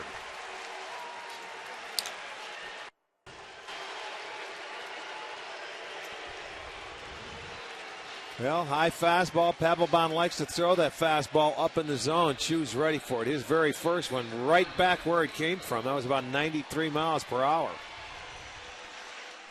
So the Indians get their night started with a base hit. And it will bring up Ryan Garco, who has only faced Papelbon once in his career regular season, and he is perfect 1 for 1 with a single.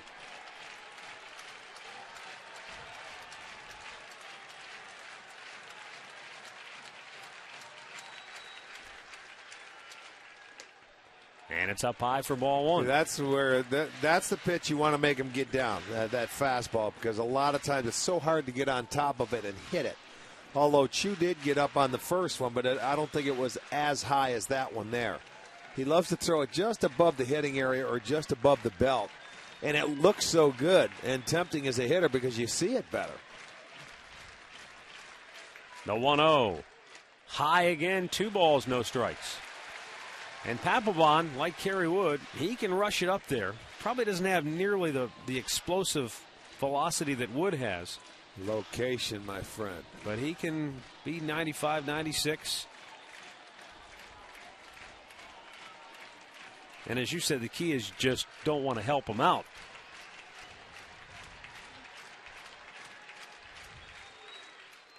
And there's a base hit into left center field. Stopping at second is Chu. And the first 2 Indians have reached with 2 solid line drive singles to center field. You could just see Ellsbury playing that ball tentatively all the way. And I don't think he could have gotten to it anyway. You know what? You got to stay back. You can't go out and be aggressive and let the ball get by you and let him start an inning. You've got to keep it in front of you. You keep the double play alive. I mean, they're bringing the tying run to the plate right now. But you have to be 100% sure you're going to catch this ball and catch it with ease. But you just don't. You can't take that chance. You're up 3 runs. All fastballs here for Papelbon. Jonathan Papelbon has a great fastball, but he's also got good secondary pitches. John Farrell made a visit to the mound. He's now back in the dugout. And Johnny Peralta 0 for 3 steps to the plate.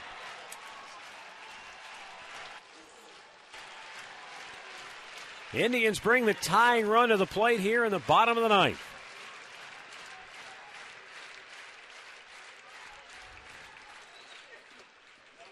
And he caught the outside corner with an off-speed pitch. That was a little rankle. Yeah, he threw the slider. Do you think that's what Farrell went out and said? Don't forget about your other pitches? Off. Yeah, you don't have to just throw it through the wall. Back off and slow things down a little. Get ahead with the breaking ball. Now you plant that seed in the hitter's mind that you may see an off-speed pitch that keeps him off your fastball.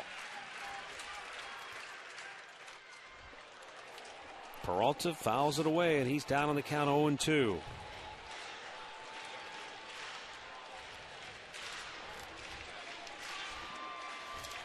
It's been a frustrating homestand for Johnny Peralta.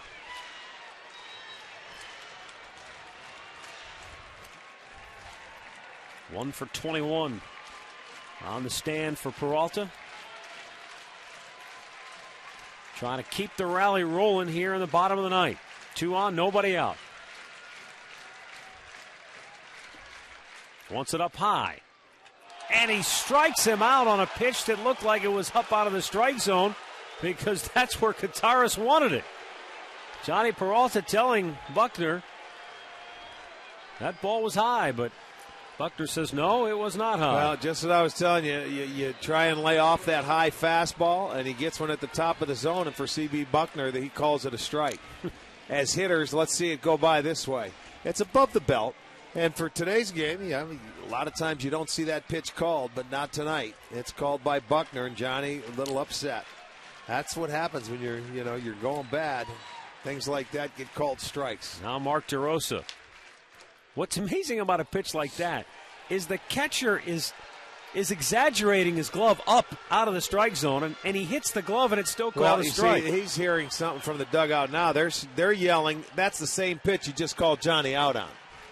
I guarantee you, they're sitting over there yelling from that dugout, that is the same pitch. And he called that one a ball. The 1-0. That's high, 2 balls, no strikes. Well, C.B. Buckner and third base ump Brian Gorman got an earful from Eric Wedge early in the ball game. Wedge was ejected. So Jeff Dat's the acting manager here throughout the rest of this ball game.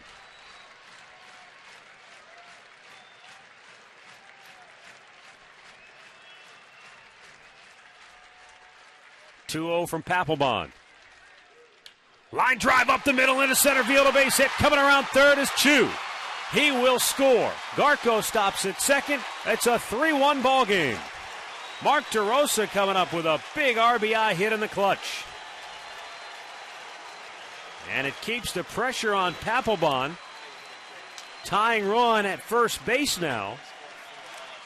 And Kelly Shopik will be the batter.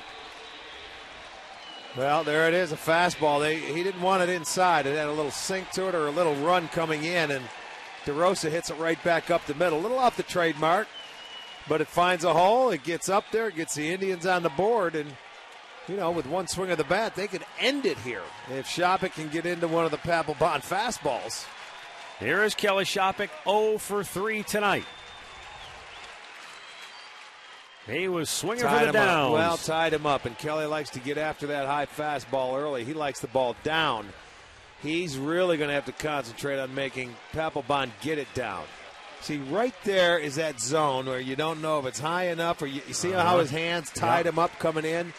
Little inside on the belt. He's got to get a little swinging room because he can take him out. You time that fastball, you can take him out to right field, left field. It doesn't matter, but he's not going to throw it low. Yes, he did. Foul tipped off the bat, 0-2. Now, that was the key for Shopik, is try and get ahead of him. Now, he's got a couple of different ways to go. He can stay high and elevate the fastball. He can come back to him and throw the slider. Two on, one out. Shopik down on the count, 0-2. And Ben Francisco waits on deck.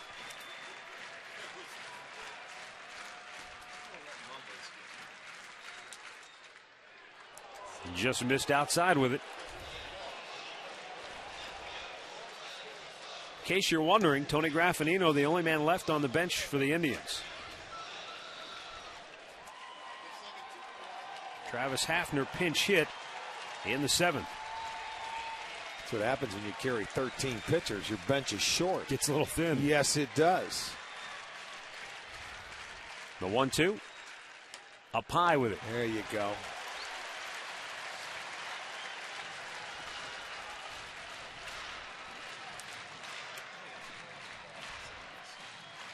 Red Sox lead it 3-1. Bottom of the 9th. Indians have the tying run at first base. Right there he is, Mark DeRosa.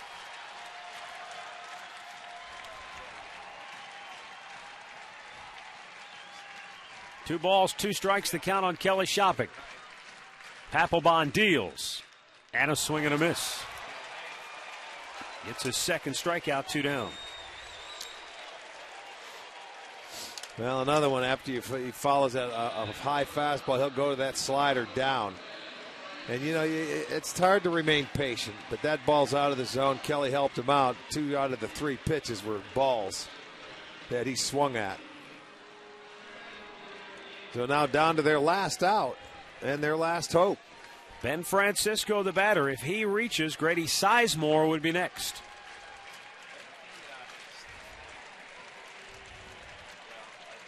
Francisco's first at bat tonight. And he lays off a pitch outside. Benny comes in batting .216. 1 homer, 4 runs batted in. He's doubled 4 times.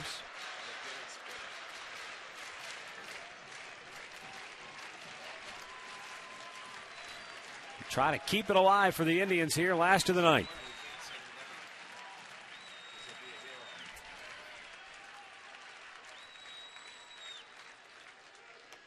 Two balls, no strikes.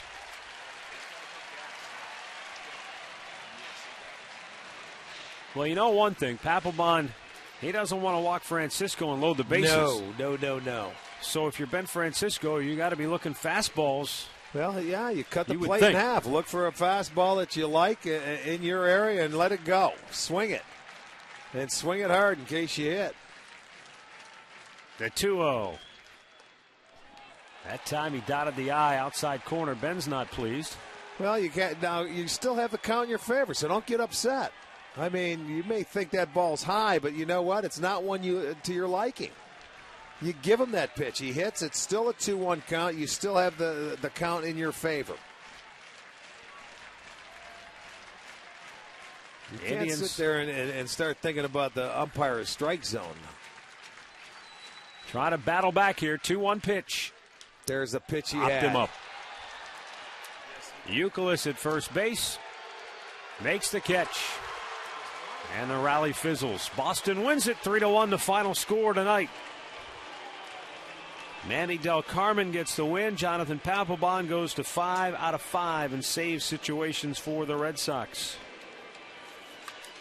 And the loss tonight goes to Kerry Wood. That'll be his first of the year. For Del Carmen, that'll be